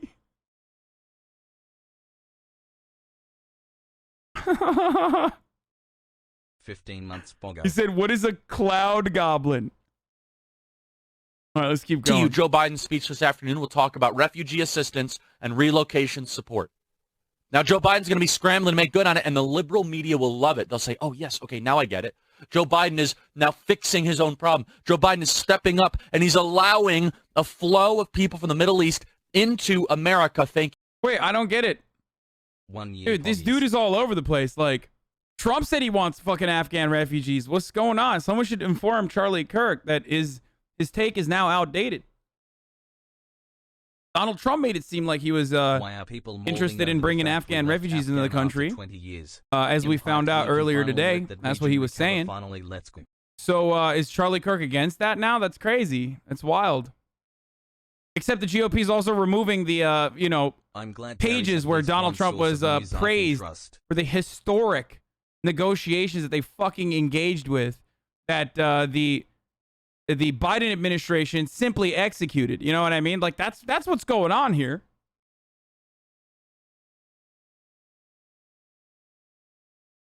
Stupid liberal median person, you homophone, you got me. 7 months Pog. Nice hairdo, you look amazing. Thank you, Joe Biden. You're such a hero. You're so benevolent. You're so respectful. You're so compassionate. Do you see what's going on here? What's going on here is Joe Biden wants a couple 100,000 more Elon Omars to come into America to change the body politic permanently. We're playing checkers, and they're playing chess.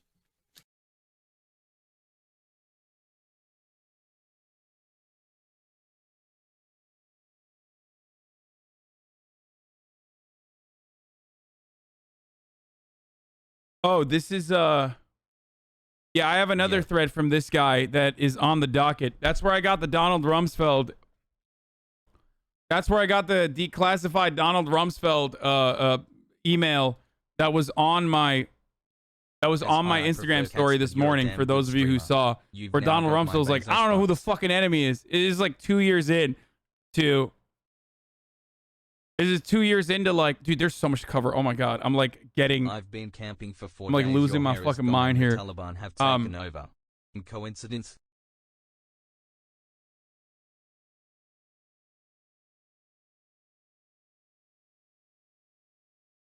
One moment they say Biden is dementia-ridden old man. The next they're saying he's playing 5D chess and crumbling Afghanistan on purpose just to get more Dem votes. Yeah.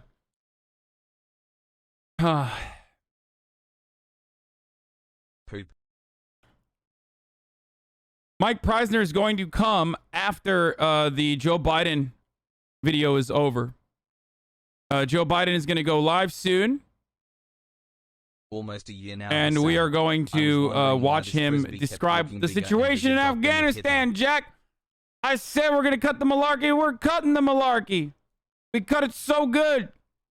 And then after that, we'll have Mike Prysner on to talk about a veteran's point of view, an anti-war veteran's point of view who's part of the PSL. Like, he's fucking a dope.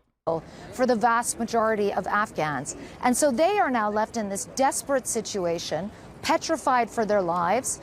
They are being assured officially by the Taliban that there's a blanket amnesty, even for people who worked with the government, even for people who worked with security forces. But it doesn't take a genius to realize that for a lot of people. I don't know how many people the Taliban have killed in Kabul so far. It seems like, according to on-the-ground reports that I've listened to thus far, that they haven't fired a single fucking shot.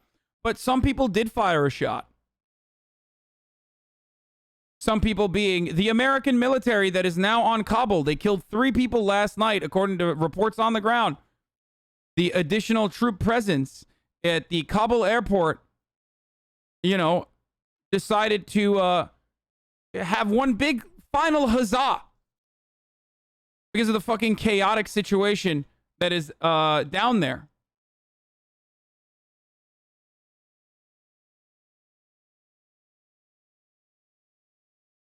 Yeah. 3 people have died You'll all know my bad hoggers. so far. And he's going to be live in 10 minutes. You guys are saying that.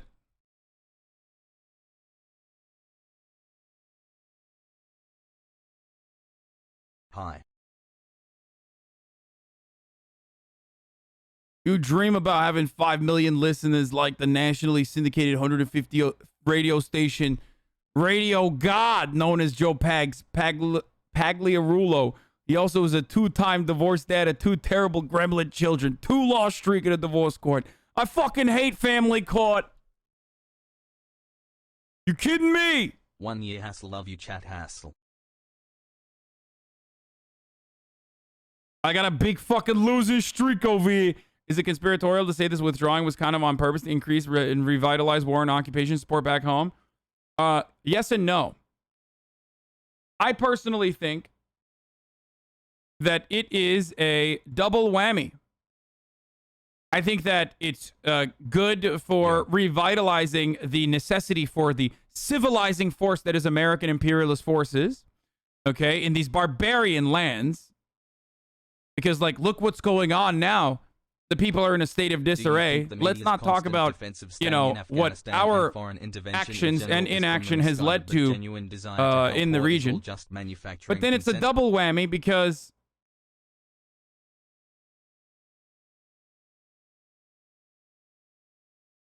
dude, please stop fucking linking me the goddamn Joe Pags Twitter thread. Also, you guys didn't have to ban him. I can't find the clip or a quote of Bush saying we don't negotiate with terrorists. Which is weird because I think we all have memory of him saying it in a video. No mass attacks by the Taliban yet, but people on the ground who could be victims, so biased, but they are now reporting that the Taliban are going door to door. 2 sources, the Fox News reporter is on their hard side, but DOD friendly. Yeah, Jennifer Griffin says, just received first-hand account that the Taliban have already started going house to house in Kabul to look for any Afghan special forces who fought alongside the U.S. military. The Taliban have all records of those who served from the KKA, the AFG special forces. We don't know what's going on there yet.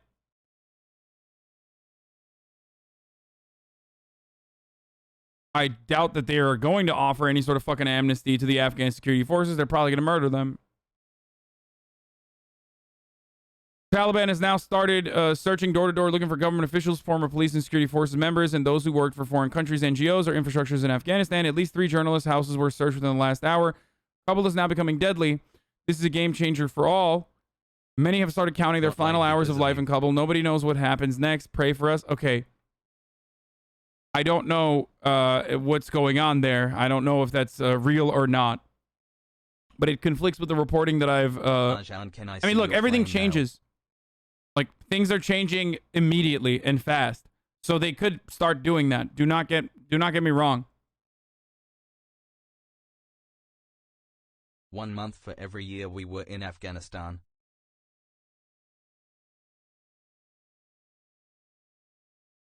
See the people who fell off the USAF plane trying to leave with the military? Yes, I did. I did see that. People.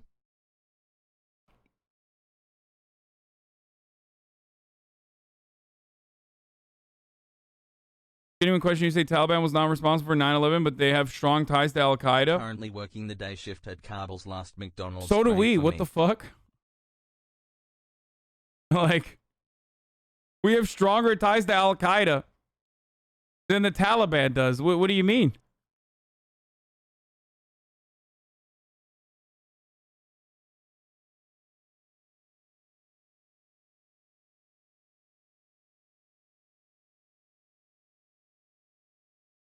The Taliban spokesperson reply of general amnesty came after that accusation. Yeah, that's but they've been saying general amnesty overall from the start.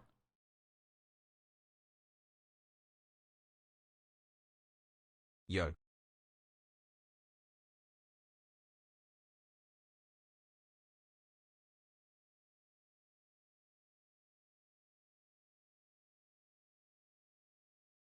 Do you already have the Radio Jimmy Dore and Al-Qaeda Tucker Carlson psyop. on their anti-war views clips queued up? No. Okay. We're still waiting on Joe Biden. I'm going to give you guys more detailed breakdown of why this was inevitable, as I've talked about before. I've already talked about George W. Bush refusing to negotiate with the Taliban, saying we're not going to negotiate with terrorists. We're going to keep bombing. We've talked about how the anti-Soviet warrior puts his army on the road to peace. Yeah, he put his army on the road, all right. We showed the CNN coverage that Republicans lost their minds over.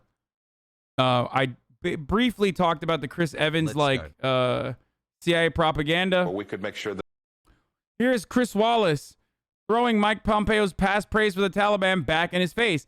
Mike Pompeo literally said, there's a side-by-side tweet, literally said that the Taliban are brilliant negotiators or some shit like that, for the record. And now, of course, he's like, these guys are barbarians. They're butchers. What the fuck? Under the Joe Biden administration. That a terror attack on the United States did not happen. Mike Pompeo and Donald Trump are responsible for the negotiation of our Afghan withdrawal. Okay? That's what they negotiated. I don't even have a problem with it. Don't misunderstand me. I think that it could have been dealt or handled a little bit better with respect to communicating to everyone what was actually going on. But I think that they were too cowardly to openly be like, yeah, we're handing the fucking, we're handing the Afghan government to. Breaking down how America's imperialism is a real thing. Felix changed his name for you? Oh my God. No, he didn't. He changed his name to Cloud Goblin. Oh no.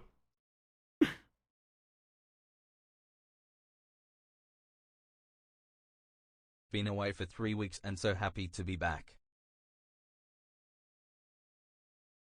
Yeah, yeah, he's a cloud goblin, dude.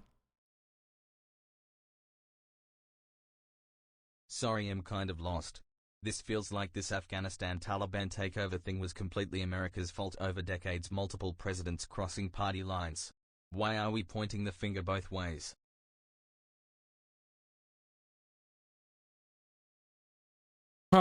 Anyway.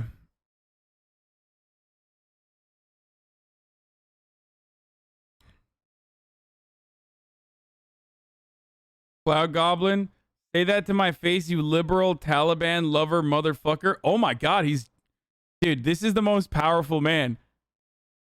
This dude got more powerful after divorce court than any other conservative ever has.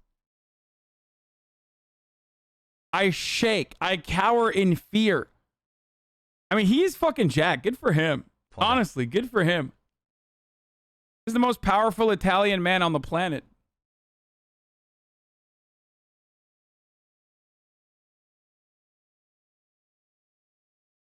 One year.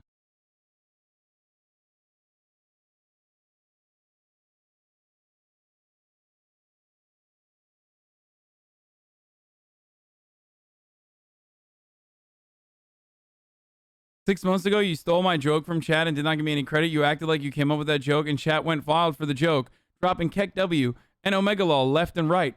You did me dirty, Hasan. Are you proud of yourself? Shame. Taliban Fucking doubt it. I doubt I stole it. Digits. And if I did, then that's good. Stop being a cloud goblin, okay? That's all I gotta say to you, bitch. Okay, where were we? Oh, here. Let's see what Mike Pompeo has to say. We did it in the Philippines. We did it in Syria. We reduced terrorism risk all around the world. You guys we would have done unban Joe Pags, by the way. In Afghanistan as well. Sufi. I just want to ask you one more question about your record, though, sir. You were the first American Secretary of State to ever meet with the Taliban, and you talked about how they had agreed to join us in the fight against terrorism. Here you are, sir.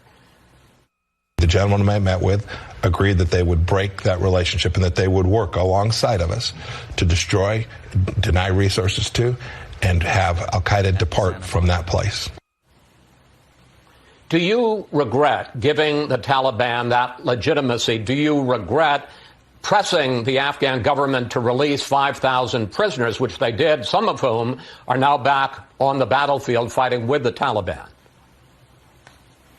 Chris, you make peace with your enemies. The statement that I made that day was absolutely true. You can ask the military leaders on the ground. We did good work to crush al-Qaeda. When we left office, there were fewer than 200 al-Qaeda left in Afghanistan. Chris, we never trusted the Taliban. You can ask them yourselves. We made abundantly clear if they did not live up to... Wait, that's crazy. We never trusted the Taliban? Hold on a moment. Mike Pompeo... That's so strange, dude. Where everybody, you have that tweet, right? Someone in the chat must have that tweet. Oh, wait, what? Wait, I'm sorry. Here's a 2020 photo of Mike Pompeo with Mullah Barabar, who will likely be the new head of state in Taliban Afghanistan. Barabar was in a Pakistani jail until 2018 when the Trump administration got him released. Wait, you have to have the tweet, though. Do you know what the actual tweet that accompanies this photo from Mike Pompeo's account literally was like, these guys are brilliant fucking negotiators. I retweeted it earlier. Oh, here it is. Met with the Taliban political deputy Mullah Barabar to welcome the launch of Afghan peace negotiations. The U.S. should have never been The involved. Taliban must seize this opportunity to forge a political settlement and reach a comprehensive and permanent ceasefire to end 40 years of war.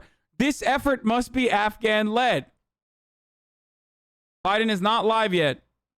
Shut the fuck up. We are waiting on Biden. Tweets are just public relations, my guy. Wait, what do you mean? What about releasing someone from Pakistani prison so you can start the negotiation process with them? Which, again, I have to repeat myself over and over again. I ultimately do not believe that there was any other fucking way. I don't think that there is no like viable coalition or a viable group beyond the Taliban as it stands in Afghanistan to take over as the Afghan government. They don't have the military. They do not have the organization. They do not have the money. They do not have the funds. Okay? And that's precisely why the American State Department decided that this was very likely the best possible fucking negotiation or the best possible bargain that they could strike in an effort to maintain stability so they can still milk the same mining contracts, just not from the Afghan government, as they are literally getting overtaken in multiple areas by the Taliban militia and instead just get it from a more stable Taliban government, okay? That's what I believe. I believe that this is the reason why they negotiated Go this. watch the new Nick Cage movie called Pig. You'll Tweets don't mean anything if you're a neocon.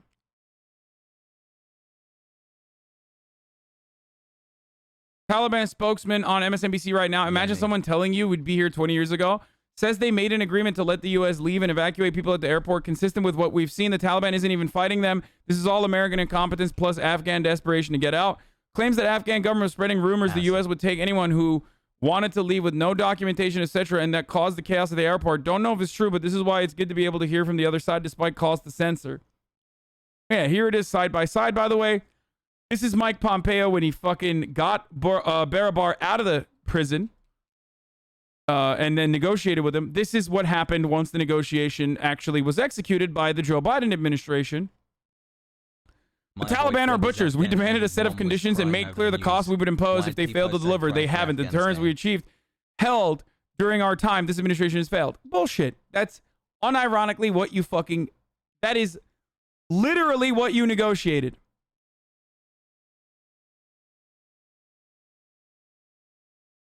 That's what you negotiated.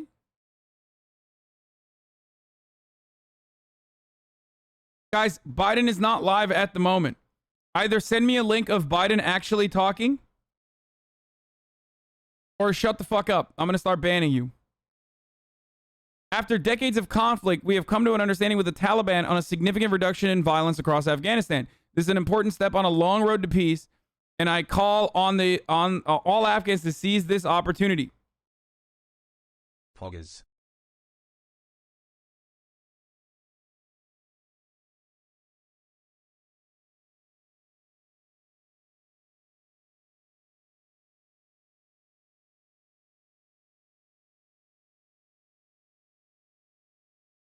Yo has Chud. Joe Rogan talked about you? I fucking doubt that.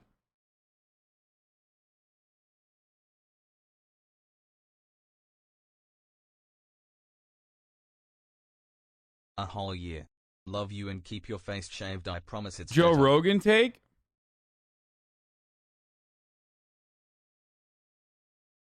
Oh yeah, I made fun of him for posting this. I was like, dude, you're a fucking comedian. Why are you posting a Babylon Bee meme? I wrote under here somewhere, but people unironically thought this was real, by the way. I love that. People are so fucking dumb in his audience. Hassle. But yeah, he posted, CNN praises Taliban for wearing masks during attack. It's such a fucking lame-ass boomer meme. Like, how? Come on, dude. You're so much funnier.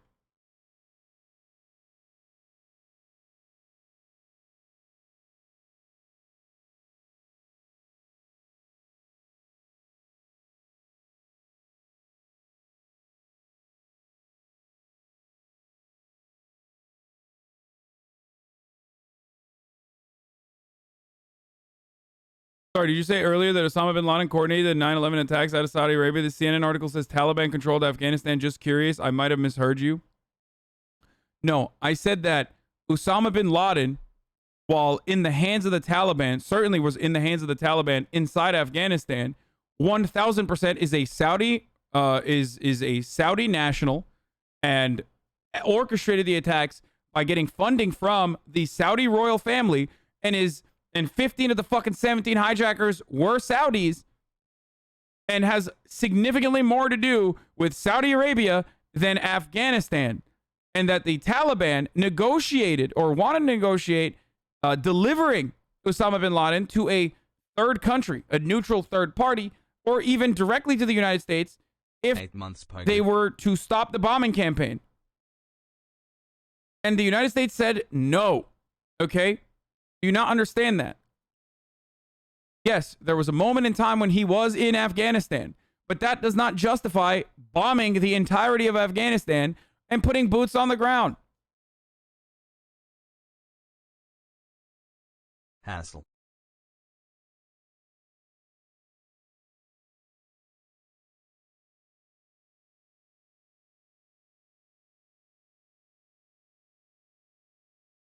Afghans will see the death, destruction, and destabilization left behind by the American occupant state become radicalized if they haven't already been, sadly. No, of course they are.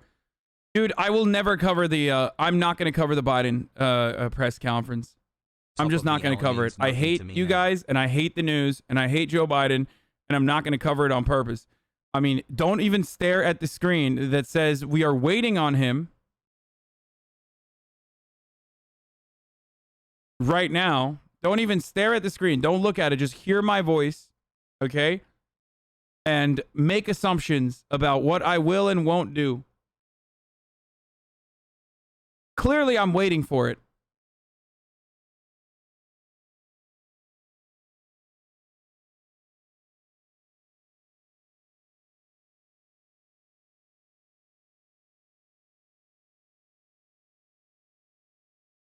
Here, we'll open up a stream where we're just waiting we could for talk all day or all week about all those pitfalls and how the Bush administration's actions led up to that. But it is. Anyway, another thing I need to show you guys. Damn, if only someone had that opinion 20 years ago. A Nation Challenge, the protest. Marchers oppose waging war against terrorists. Several thousand protesters demonstrated here today against any military offensive in response to September 11 terrorist attacks in New York near Washington, sporting buttons that said, "Don't turn tragedy into war," and "Our grief is not a cry for war." The mostly young crowd tried to walk a fine line between showing respect for the thousands of people killed in the attacks and outrage at what they knew of the Bush administration's war plans. Look at the coverage from the New York Times on this matter, by the way. In contrast, an anti-war march here on Saturday led to the arrest of 11 protesters. Wow. That protest had originally been planned against the International Monetary Fund and the World Bank, whose annual meetings were postponed after the attacks on the World Trade Center and the Pentagon. Police officers used pepper spray to control some of the crowd. They tried to do the right thing, Savage. In speeches and pamphlets, the anti-war message today was as complicated at times as the war it is trying to prevent. In speeches and pamphlets, the anti-war message today, several protesters argued that even American diplomacy was wrong-headed because the administration refused to call the attacks a criminal act and instead considered them an act of war. Ernie Wells, 28, a picture framer from Danbury, Connecticut, said he traveled here with 50 other demonstrators who believed it would be better to find the terrorists and bring them to justice at the International Criminal Court than to send the military to bomb their training camps. This isn't war. It is a crime against humanity, so we should take it to the International Criminal Court, Mr. Wells said, adding that he knew the United States had refused to join court. Justin Davis Metzner, 29, a Howard University student, came with his mother, Jackie Davis, who had been a part of the anti-war and civil rights movements in the 1960s and 70s. I wanted the world to see that not everyone in the United States wants a war of revenge, said Mr. Davis Metzner, looking at his mother. Ms. Davis said, "I'm here because I'm one of the original peaceniks. I can't stay away when there is talk of war." For the record, these people were the 10%. 90% of Americans at the time wanted to retaliate in Afghanistan. Man, when people tell you, like, there's no one out there, it's not true. There were also people like now disgraced liberal CIA member, DNC CIA member, Cenk Uygur, Chunk Yogurt, my uncle. There were people like the Majority Report, Sam Cedar. There were these individuals who were expressly anti-war and have been for a very long time. They were, of course, there wasn't a lot of coverage around the issue. There was Barbara Lee as well in Congress. 6 months, nice. There was Mike Gravel. But outside of a few individuals, the entire nation was gearing up for war. And those calls for war, those war drums were being banged the absolute loudest from mainstream media. That very same mainstream media that still gives, allows or employs, rather, the direct fucking murderers and war criminals that worked within the George W. Bush administration and has played a significant role in allowing them to change their image and to make themselves look like they were totally fine. You're white, stop talking, bruh, says you're a clunt. How are you named Hassan, but you're white? It does not compute. What the fuck? Happy Monday, everyone. Wow.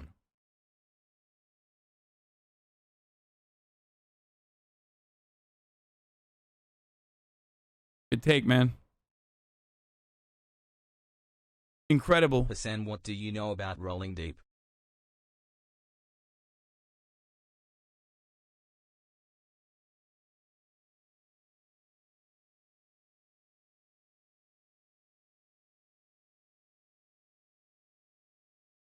I'm not white, I'm Italian.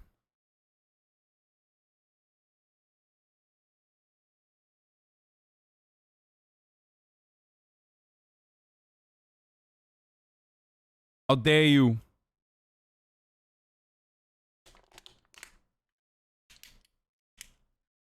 How fucking dare you? Just kidding, I'm Turkish, and I am white to some, and not white to others.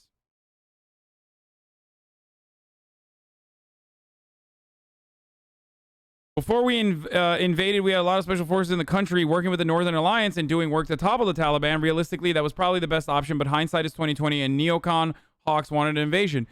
Comrade Chernoff brings up a really interesting point that I also wanted to mention. The Northern Alliance and their lack of interest in any sort of engagement on Afghan soil. And also, the handsome, tall lad that you see before you on this screen.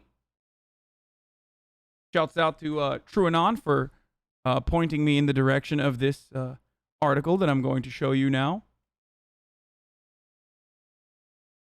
Where is it? Where is it? Where is it? Where is it?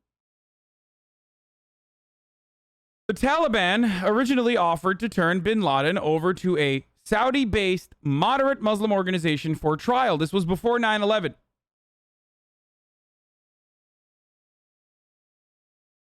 Okay?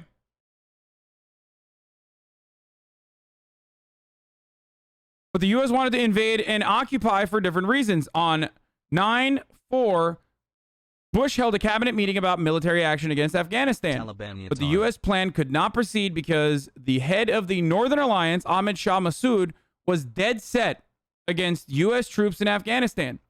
The problem vanished on 9/9/2001 when Massoud was assassinated by al-Qaeda suicide bombers who gained access to Massoud by way of an introduction letter drafted at the request of a terrorist convict in the United States known as the Blind Sheikh Abdul Rahman. Given that Abdul Rahman was under surveillance and that authorities knew about the drafting of the letter, there is considerable reason to suspect that the U.S. deep state actors at the very least allowed the Massoud assassination to proceed.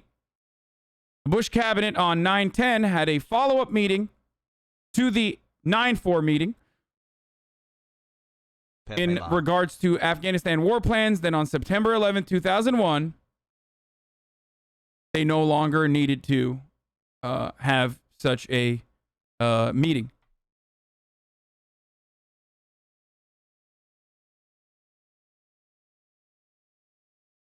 Twitter sources confirm. Well, aside from Twitter sources from conspiracists and whatnot, we also do know, once again, that the Taliban were willing and able to negotiate with the Bush administration on conditional release to either a third party or directly to the United States if the bombing campaign had stopped. So even before 9/11, but also after 9/11, call XQC. Yeah, I'm sorry, dude. I can't call you right now. I'm waiting for Joe Biden, the fucking president of the United States, to come on right now. I can explain everything to you afterwards, but I can't do that currently. Like, I literally have to, I'm going to watch Joe Biden speak first, and then afterwards.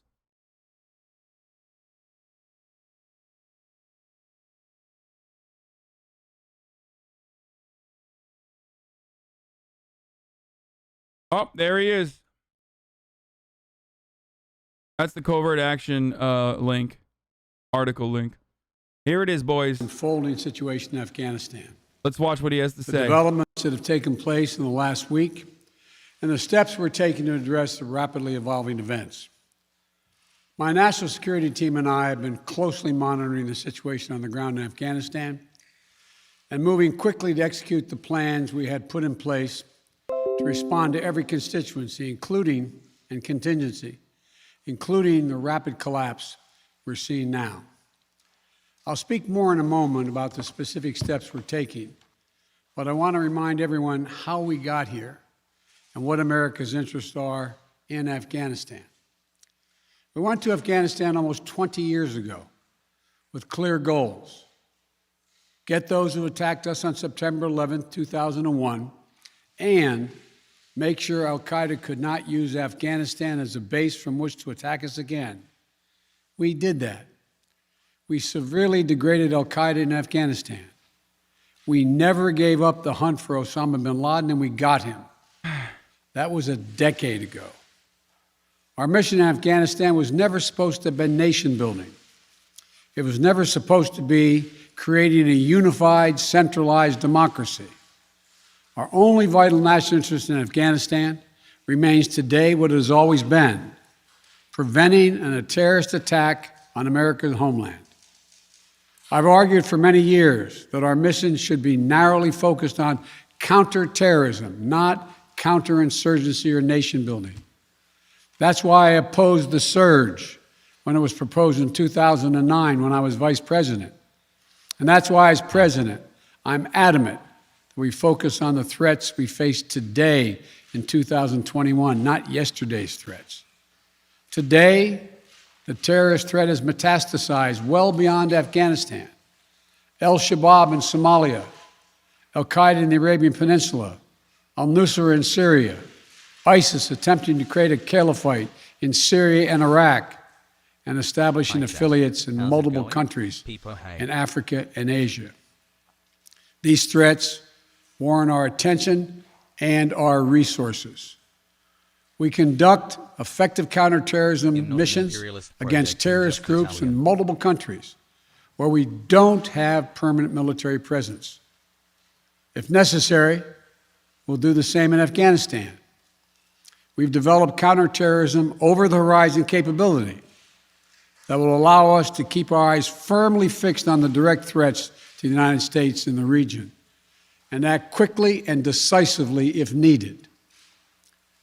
When I came into office, I inherited a deal that President Trump negotiated with the Taliban. Under his agreement, U.S. forces would be out of Afghanistan by May 1, 2021, just a little over 3 months after I took office. U.S. forces had already drawn down during the Trump administration from roughly 15,500 American forces to 2,500 troops in country. And the Taliban was at its strongest militarily since 2001. The choice I had to make as your president was either to follow through on that agreement or be prepared to go back to fighting the Taliban in the middle of the spring fighting season. There would have been no ceasefire after May 1. There was no agreement protecting our forces after May 1. There was no status quo of stability without American casualties after May 1. Why 7 months? There was only a cold reality of either following through on the agreement to withdraw our forces or escalating the conflict and sending thousands more American troops back into combat in Afghanistan, lurching into the third decade of conflict. I stand squarely behind my decision. After 20 years, I've learned the hard way that there was never a good time to withdraw U.S. forces. That's why we're still there. We were clear-eyed about the risk. 1 year. We planned for every contingency, but I always promised the American people that I would be straight with you. The truth is, this did unfold more quickly than we had anticipated. May 1. Yeah. So what's happened? They said 6 months. Afghanistan It took political 72 hours, motherfucker. and fled the country. The Afghan military collapsed, sometime without trying to fight. If anything, the developments of the past week reinforced that ending U.S. military involvement in Afghanistan now was the right decision. i.e. 2 months. American troops cannot and should not be fighting in a war and dying in a war that Afghan forces are not willing to fight for themselves. We spent over $1 trillion. We trained and equipped an Afghan military force with some We overlooked child rape. 300,000 strong. We even let him do child rape, Jack. A force larger in size than the militaries of many of our NATO allies. We gave them every tool they could need. We paid their salaries, provided for the maintenance of their Air Force, something the Taliban doesn't have. Taliban does not have an Air Force. We provided close air they have support. Black Hawk helicopters now. We gave them every chance to determine their own future. What we could not provide them was the will to fight for that future. They do have one now. There's some very brave and capable Afghan special forces units and soldiers. Our baby is doing well. But if Afghanistan is unable to mount any real resistance to the Taliban now, there is no chance that 1 year, 1 more year, 5 more years, He's right. or 20 more years, He's literally right. U.S. military boots on the ground would have made any difference. All jokes aside, he's right. Here's what I believe. It's to my 100% core. true. It is wrong to order American troops to step up when Afghanistan's own armed forces would not. The political leaders of Afghanistan were unable to come together for the good of their people, unable to negotiate for the future of their country when the chips were down. They would never have done so while U.S. troops remained in Afghanistan, bearing the brunt of the fighting for them.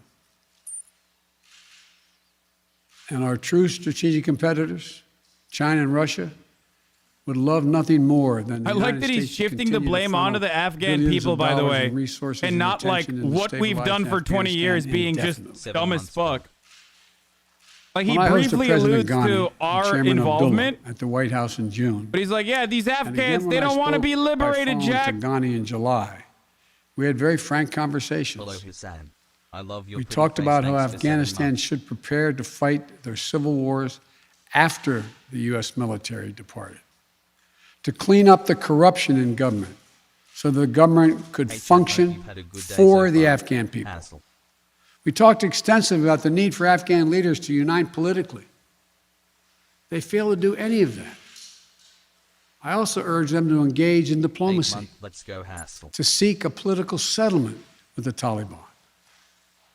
This advice was flatly refused. Mr. Ghani insisted the Afghan forces would fight, but obviously he was wrong. He's like, they lied to us. So I'm left again to ask of those who argue that we should stay. How many more generations of America's daughters and sons would you have me send to fight Afghanistan's civil war He's right. when He's Afghan right. troops will not? How many more lives, American lives, is it worth? How many endless rows of headstones at Arlington National Cemetery? I'm clear on my answer. I will not repeat the mistakes we've made in the past. Mistake of staying and fighting indefinitely in a conflict that is not in the national interest of the United States, of doubling down on a civil war in a foreign country, of attempting to remake a country through the endless military deployments of U.S. forces. Those are the mistakes we cannot continue to repeat because we have significant vital interest in the world that we cannot afford to ignore. We're too focused on doing the same in Cuba, Jack. I also want to acknowledge how painful this is to so many of us.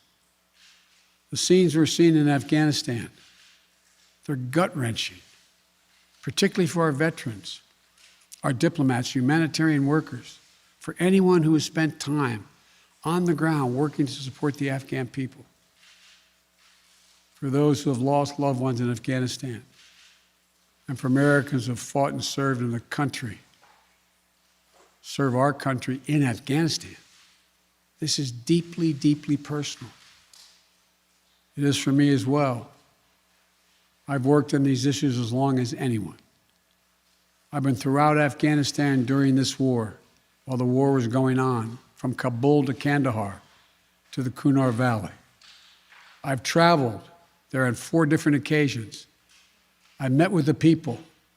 I've spoken to the leaders. I spent time with our troops.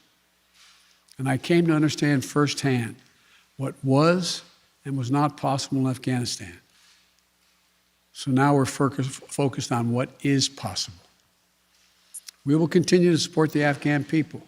Thanks for this dream. We will lead with our diplomacy, our international influence, and our humanitarian aid. We'll continue to push for regional diplomacy and engagement to prevent violence and instability. We'll continue to speak out for the basic rights of the Afghan people, of women and girls, just as we speak out all over the world. I've been clear that human rights must be the center of our foreign policy, not the periphery. But the way to do it is not through endless military deployments. It's with our diplomacy, our economic tools, and rallying the world to join us. Now, let me lay out the current mission in Afghanistan. I was asked to authorize, and I did, 6,000 U.S. troops to deploy to Afghanistan for the purpose of assisting in the departure of U.S. and allied civilian personnel from Afghanistan, and to evacuate our Afghan allies and vulnerable Afghans to safety outside of Afghanistan. Our troops are working to secure the airfield and to ensure continued operation of both the civilian and military flights. We're taking over air traffic control. We have safely shut down our embassy and transferred our diplomats. Our diplomatic presence is now consolidated at the airport as well. Over the coming days, we intend to transport out thousands of American citizens who have been living and working in Afghanistan.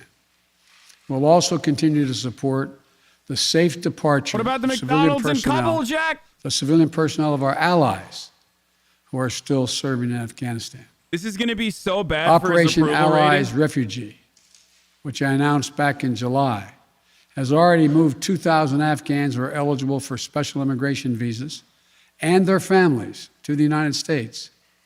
In the coming days, the U.S. military will provide assistance to move more SIV-eligible Afghans and their families out of Afghanistan. We're also expanding refugee access to cover other vulnerable Afghans who worked for our embassy. U.S. non-governmental agencies or U.S. non-governmental organizations and Afghans who otherwise are at great risk, and U.S. news agencies. I know there are concerns about why we did not begin evacuating Afghans, civilians sooner. Part of the answer is some of the Afghans did not want to leave earlier, still hopeful for their country. And part of it because the Afghan government and its supporters discouraged us from organizing a mass exodus to avoid triggering, as they said, a crisis of confidence. American troops are performing this mission as professionally and as effectively as they always do, but it is not without risks. As we carry out this departure, we have made it clear to the Taliban, if they attack our personnel or disrupt our operation, the U.S. presence will be swift and the response will be swift and forceful. We will defend our people with devastating force if necessary. Our current military mission will be short in time, limited in scope, and focused in its objectives. Get our people and our allies as safely as quickly as possible. And once we have completed this mission, what about the we will refugees, conclude bro? our military withdrawal. We'll end America's longest war after 20 long years of bloodshed. The events we're seeing now are sadly proof that no amount of military force would ever deliver a stable, united, secure Afghanistan, as known in history as the graveyard of empires. Say inshallah. What's happening now could just as easily happen 5 years ago or 15 years in the future. We have to be honest. Our mission in Afghanistan is taking many missteps, made many missteps over the past 2 decades. I'm now the 4th American president to preside over war in Afghanistan. 2 Democrats and 2 Republicans. I will not pass this responsibility on to a 5th president. I will not mislead the American people by claiming that just a little more time in Afghanistan will make all the difference. Nor will I shrink from my share of responsibility for where we are today and how we must move forward from here. I am President of the United States of America, and the buck stops with me. I'm deeply saddened by the facts we now face, but I do not regret my decision to end America's warfighting in Afghanistan and maintain a laser focus on our counterterrorism missions there and other parts of the world. Our mission to degrade the terrorist threat of al-Qaeda in Afghanistan and kill Osama bin Laden was a success. Our decades-long effort to overcome centuries of history and permanently change and remake Afghanistan was not, and I wrote and believed it never could be. I cannot and will not ask our troops to fight on endlessly in another country's civil war, taking casualties, suffering life-shattering injuries, leaving families broken by grief and loss. This is not in our national security interest. Why does Joe look It is not what the American people want. It is not what our troops, who have sacrificed so much over the past 2 decades, deserve. I made a commitment to the American people when I ran for president that I would bring America's military involvement in Afghanistan to an end. This is really interesting. While I never thought I would see a president in my lifetime do this. Yes, far from perfect. I've honored that overall, commitment. More importantly, I made a commitment to the brave men and women who serve this nation that I wasn't going to ask them to continue to risk their lives in a military action that should have ended long ago. My balls are sweaty. Our leaders did that in Vietnam when I got here as a young man. I will not do it in Afghanistan. I know my decision will be criticized, but I would rather take all that criticism than pass this decision on to another president of the United States, yet another one, a 5th one, because it's the right one, it's the right decision for our people. 8 months, let's go. The right one for our brave service members who risk their lives serving our nation. And it's the right one for America. Thank you. May God protect our troops, our diplomats, and all brave Americans serving in harm's way. That was very interesting. That was remarkable. That is not something that you often see from an American president, which is functionally just a puppet for the military-industrial complex's decisions. Comes less than 30 days before the nation marks I mean, that's he just basically was like, yeah, we're fucking pulling out. We're pulling out, Jack. Let's start with James Love me some Hellman. Sleepy James, Joe. He seemed to double down on what he's been saying all That's summer long. it's it. No ifs, ands, or buts. That's what you. Out of Afghanistan, that he that's what you want to hear. Sending those additional troops to evacuate our allies and other Americans who are there, but that's where it stops. So what is Oscord Malding? Why? Well, Rhonda, my takeaway is that was a very I don't know what the messaging is going to look like for now. Now, the reason why I don't know what the message is going to look like is because, like, he basically stood tall and literally said, like, yeah, we're fucking pulling out, and it's the correct thing to do, and they're right, and he is right. It is the correct thing to do. I'm not continuing the fucking 20 years of devastation that we caused there. Obviously, he didn't take ownership of the previous instability that that the American forces that the American forces basically created in the region, but he was never going to do that. Wasn't Trump saying that the whole time? Yes, and I literally said that Trump pulling out of Afghanistan was good. Which is, a massive change from kind of where George W. Bush So I don't know what you guys was want from me. I think that it was correct when the Trump administration wanted to do this, and I still think it's correct when the Biden administration is going forward with doing this. So on that note, one, I have to run an hourly ad because I forgot to run it at 1, so I apologize. And I'm going to move on to having Mike Prysner on. And before I do that, I'm going to introduce to you who my guest is. My next guest is I just want to show you one of his videos that I've watched on here many times. I'm just going to do a 1-minute ad here. If you want an ad-free broadcasting experience, you already know the deal. You can subscribe. He's a veteran. Mike Prysner is an American political activist. He is a U.S. Army veteran who served in Iraq as a corporal, and he has taken a really strong stance. He's a communist. He's fucking awesome. I'm really excited to have him on, and you'll know exactly why once I show you this video, this very famous video of his. To Democrats, I was looking at them. It was basically an outline of where I'll just fucking show it to you. Here it is. Sticking to that script, he's not backing down. He emphasized the troops that are being deployed to help get Americans. I think this is the actual video, right? Yeah, that is the video. For a very focused mission, he does not. Hold on, let me fucking turn this off. All right, this is the guest I'm about to have. His name is Mike Prysner, and you've probably seen this video maybe in the past, but you'll understand why I want to have him on. Here it is. And I'm going to run the ad now, too. If you no longer want to see the ads, you can subscribe. If you have a Twitch Prime, it's free. You can subscribe for $5. You can fucking use an ad block or a VPN.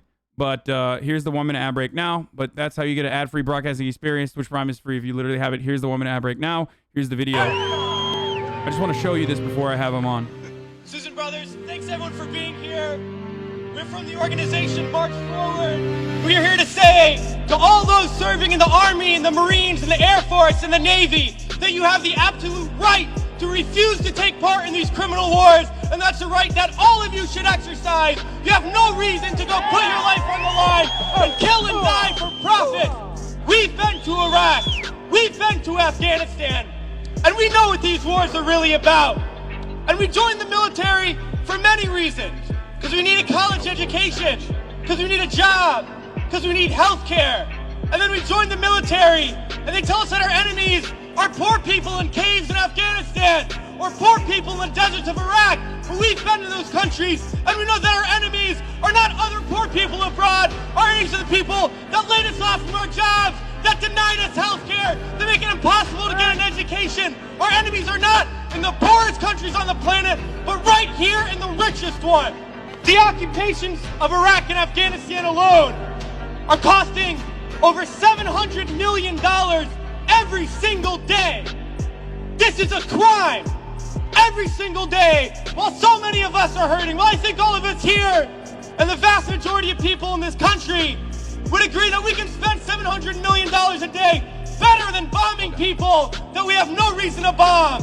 We can spend $700 million a day rebuilding those countries we've destroyed. We can spend $700 million a day caring for the veterans we get home when they get home, and then we can spend $700 million a day giving every single person health care, a college education, a job, and a livelihood, and a home. That's who we need to be spending our money on.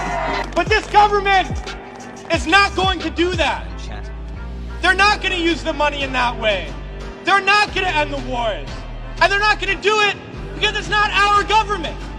It's their government. It's the government of the rich. It's the government of Wall Street, of the oil giants, of the defense contractors. It's their government, and the only language that they understand is shutting down business as usual. And that's what we're doing here today, and we're going to continue to do until these wars are over. It's crystal clear now that these wars are going to continue and expand and go into other countries. That is the trend. That is what we know, that there is perpetual war, and it's only going to stop if the people stand up and stop it. And that's what we're going to do, sisters and brothers. A lot of people ask me, what do we do? Because we all know things are bad. We all see the atrocities on TV. We read about it. We experience it. People always ask, what do I do? Because we always want to know what to do. Do we vote? Do we support a politician? Do we join an organization? What do we do? Well, I'll tell you what we do. It's simple.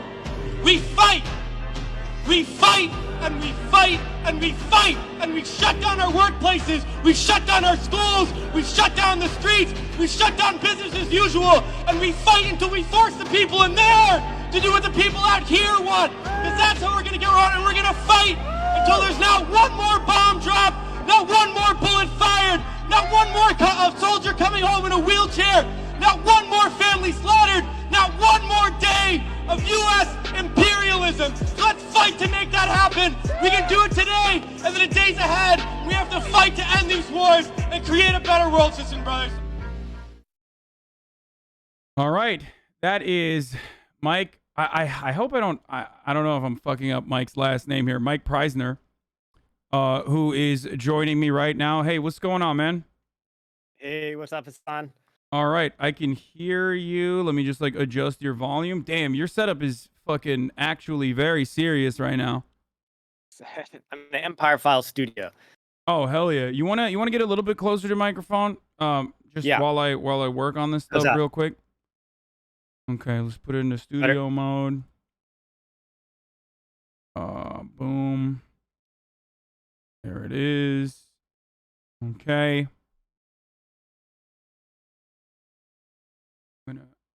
Okay.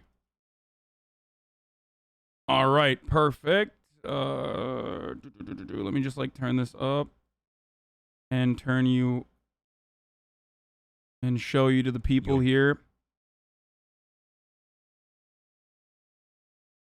I know I just gassed you up super hard by showing your awesome video, and then immediately after that, I'm doing technical stuff. But here he is, folks. Am I saying your last name right, by the way? Is it Prysner or Prysner? Prysner, you did it right, man. Oh, Prysner. Okay, perfect.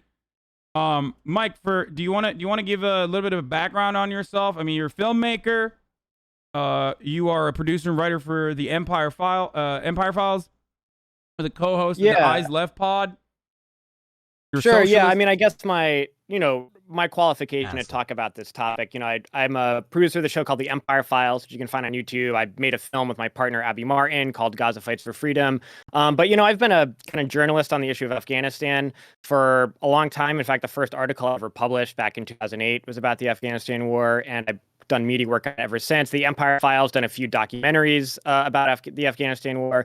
But I think more so my involvement has been as a veteran. I mean, someone in my, I went to the Iraq War. I was in the Army when 9/11 happened. I had joined 1 month before the 9/11 attacks. And so I kind of witnessed the 9/11 transformation, while I was still in training. But, all of my, even though I just went to Iraq for a year, all my friends and, people I loved ended up going to Afghanistan. And, going through all of that, but also as an organizer. And so, that speech that you showed in 2010, I'd been a part of organizing actions against the Afghanistan war for years prior to that and many years after, and in particular organizing with active duty soldiers against the Afghanistan war. And so for years I was, going on to army bases and doing outreach to meet soldiers who were opposed to the Afghanistan war and were getting deployed who didn't want to go, working with family members whose loved ones had been to Afghanistan and came home and killed themselves.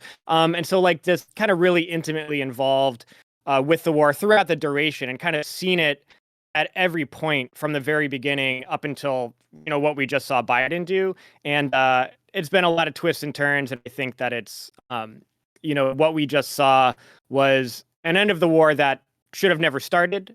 And, when I give that speech in 2010, at that point in 2010, the Pentagon, the politicians, they had already acknowledged there's no possible way for us to win this thing. And they spent the next decade or more just trying to make a bunch of money off it to make the best of a lost war, which made a lot of people rich, but killed a lot of more people who didn't have to die in the process. Do you want to tell people what happened after you gave that speech? Yeah, I was arrested. And there was probably like over 100 other veterans who were arrested, including Afghanistan veterans. And we were arrested for demonstrating outside the White House where we shouldn't be. That was probably the third time I was arrested demonstrating against the war. But it wasn't just like I was some unique person or individual. I was always arrested with like 100 other veterans. And like that speech and others of mine, it's been cool that they've become popular, but I was just kind of one of like a mass movement of soldiers at that time. So as soon as the Iraq war started, there was a real upsurge of people in the active duty military who became opposed to the war and then became activists against it. So I'm just like a product of that generation. That's been true the Vietnam War, pretty much every war the US has fought. There's been a sector of the military that has turned against it. So I'm just one of many who, went through that experience. Yeah. So I wanted to have you on for obvious reasons today to talk about what's going on in Afghanistan, but I just wanted to give a little bit of background information because there's a lot of new people here. Many people say I'm the gateway to leftist thought. So there's a lot of baby leftists in here. So I just wanted to give a little bit more background. You're an organizer with the PSL as well, right? You are an avowed socialist. Out and about. Yeah, and actually, that's the funny story. Like, I got out of the army in 2005. I was really mad about the war. I felt really betrayed, lied to, that everything was bullshit that I was told going in, lied to about the Iraq war. And, I came back, really angry. And I didn't realize at the time, but there was like this massive anti-war movement in the streets. And I immediately, that drew me in. So I started organizing like car caravans from Florida to go to Washington, D.C. for these, like the demonstrations were huge, like 100,000 people, 200,000 people would be marching on Washington, marching on the Pentagon to end the Iraq and Afghanistan wars. And, but it wasn't enough for me to like go to the demonstrations. I wanted to like, who's organizing these? And the PSL was one of the groups that I saw being kind of really at the forefront of organizing those actions and mobilizing people with a group called the Answer Coalition. And so that's, that was my gateway in. I felt wasn't enough for me to just show up. I had to try to get other people out. And that kind of defined my life for the next long time. So you listened to the Joe Biden speech, as we all did, I assume. Yeah. What did you think about it overall? Let's get started on that. I mean, I agree with your reaction that he actually, he held strong. He said, we're going to end the war regardless of the consequences. We're going to get out. And that was good. I mean, it's funny because all of these people that have been like praising Donald Trump when he was in office as like the most anti-imperialist president we ever had. If Donald Trump was still president now and he stood up and gave that speech, there'd all be these headlines. Donald Trump, the anti-imperialist president, the establishment's trying to stop him from ending the war, all this stuff. I'm sure they're not going to be saying that about Biden. But I think the liberal media, on the other hand, probably still would be mercilessly ripping into Donald Trump in a similar capacity to how they're ripping into Joe Biden right now, saying that like he's horrible and he's personally responsible for everything that's going on in Afghanistan. It's been really surprising seeing that. Not really surprising. Of course, we know that the mainstream media has a massive a boner for warmongering, obviously, but certainly Fox News, you're right, would be talking about how incredible it is that he is, a peaceful dove. And this is his execution, right? I mean, this is, as far as we know, what is going on right now is Joe Biden executing the previous administration's negotiations with the Taliban and the Afghan government. So, yeah, I mean, that's pretty much right. So I think it's Trump's legacy in Afghanistan is a pretty horrible one. I mean, Trump came into office. The U.S. was already drawing down and had intended to pull out anyway. Like the Pentagon knew it eventually had to get out of Afghanistan. Trump comes into office and he not only like triples the number of U.S. troops. So he's credited with removing troops, but he tripled the number of U.S. troops there. U.S. deaths and Afghan deaths started skyrocketing. And Trump actually presided over the most number of civilian casualties 2 years in a row than any other previous year of the war, which is saying a lot. More than the Obama troop surge when like 140,000 U.S. troops alone, plus NATO, plus mercenaries, were flooded through the country. Trump managed to, with his loosening of like restrictions on airstrikes and so forth, just massacred massive numbers of civilians under his tenure. And so to any kind of anti-war cred that Trump gets for negotiating this deal with the Taliban, is kind of wiped away by the huge civilian toll that he took. But the war was lost for a long time. And so, yes, Trump negotiated this, peaceful exit of the United States with the Taliban. And, as Biden said in his speech, he said, if we were not gone by May 1st, we'd have to re-engage in Afghanistan. That was an admission of defeat. Because, the Taliban gave a warning to the U.S. after Trump left office. They said, if you're not out by May 1st, we're going to start triggering mass casualty events for U.S. soldiers. So the U.S. knew that they didn't have the capability to fight that. They had long been defeated by the Taliban on the battlefield. So they knew that they really had to get out. And so I think the interesting thing about Biden's speech is because he's acting like he just came in and inherited this war. I mean, he's been a supporter of the Afghanistan war since the very beginning. He said in his speech even, I was against the troop surge. That's kind of disingenuous. Yes, he was against the troop surge of 70,000 additional troops, but he advocated sending just 20 or 30,000 additional troops, so just a smaller surge, and has never advocated for the full withdrawal of Afghanistan. Even when he was campaigning against Trump, said we need to leave 3,000 or 4,000 troops because we can't abandon the Afghan government. And so I think the important thing for everyone to understand is we never should have been in Afghanistan to begin with. You talked on your stream prior to the Biden speech. You gave a really good report about that. There's no reason to. There's no to get revenge for 9/11, get Al Qaeda, whatever. There's no reason for the U.S. to invade. But let's just look at from the military standpoint. The U.S. had been defeated, knew it had been totally defeated militarily by the Taliban in 2010, 2011. When Obama did this troop surge, he gave the whole rationale. We can win, but we have to beat back the Taliban and then create a stable Afghan government. That completely failed. It completely went up in smoke. If you want, we can talk a little about how badly the U.S. was actually defeated. I don't think people really can grasp how on the ground it was just a total military defeat at the hands of the Taliban insurgency.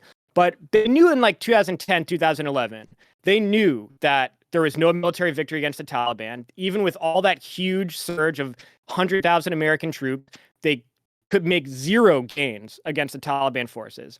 So all this talk that Biden was giving about how many more will die in a war that we can't win, well, they could have. So what was the last 10 years been? The last 10 years has literally been everyone in the Pentagon, the generals, and everyone in Washington. They all knew this, that there is no possible way to win on the ground, and the Afghan military had no capabilities to prevent a Taliban takeover when we leave. They've known that for over a decade. But they figured, well, this is really good for the military because we have all this extra money that we can just dump into developing new weapons, new machinery, all types of new expanding our arsenal. And all of that money just goes to defense contractors, to oil companies, all the different war profiteers that make up, the bulk of the big industries in this country. They were all just making a killing off of getting, as I mentioned in that speech, $700 million, $800 million a day of U.S. tax dollars just going straight into the war industry. So the politicians in Washington, they're not dying in Afghanistan. They're not getting their legs blown off in Afghanistan. What the hell do they care? The generals in the Pentagon, the Afghanistan war is good for them. They get to put on a medal every time they go to Afghanistan. They get awards for valor for just sitting back on these bases and not watching dots on the map of their soldiers going and getting killed in random remote valleys that mean absolutely nothing to them. And so it's good for their careers. And then they get out of the military and they go right into jobs on the board of director for defense contractors with all of their war battle-tested experience that they got in Afghanistan. So for the elites, for the Pentagon officers, the Pentagon brass, and for the politicians in Washington, all of their friends in the defense contractor industries, the Afghanistan war was fine. It didn't matter that, a few dozen soldiers were dying every year. They don't care. It's not their families. And so they thought, well, we've obviously lost the war. Let's just keep dragging it out. And maybe somewhere down the line, they knew they were eventually going to leave. And there's been a retreat since 2011. The U.S. has been retreating, but in slow motion. So every year the troop numbers dropped. Every year we restricted back to smaller and smaller areas. The U.S. empire knew it eventually had to leave because it looks pretty bad for the world's most powerful empire to be being defeated on the ground by an insurgency using rifles from 100 years ago. So they knew that eventually they had to get out of the quagmire because it's just doesn't look good for you as an empire. But they figured, there's no rush. We'll make a bunch of money on the way out. We'll build up our military a lot on the way out, and then we'll be ready to turn towards some other target once we fully leave. Yeah, there is a lot of, for people who don't know this, Afghanistan is ripe with minerals, a lot of natural resources that the American military and other contractors that are American usually were able to extract. That was a fundamental reason for why they stayed for as long as they did, while also, I guess, in some capacity, training the Afghan military forces that, of course, immediately got rolled over by the Taliban. And I personally suspect that, and maybe I'm wrong about this, but I talked about this earlier. I don't know if you agree with me on it or not, but I personally think that this was a situation where they were like, look, we are going to get the trillions of dollars of minerals regardless. We might as well do the same contracts with the Taliban so there's actually some stability, and then we can send in, Blackwater or Academy into Afghanistan instead of the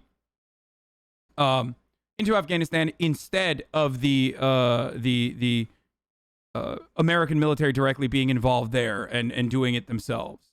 And I thought that, this would be regional stability for everyone if the Taliban were the people that the American government was dealing with, rather than the Afghan government that was never going to be able to push back on the Taliban if they decided to take violent means and kill a bunch of people and eventually and inevitably overtake the government regardless.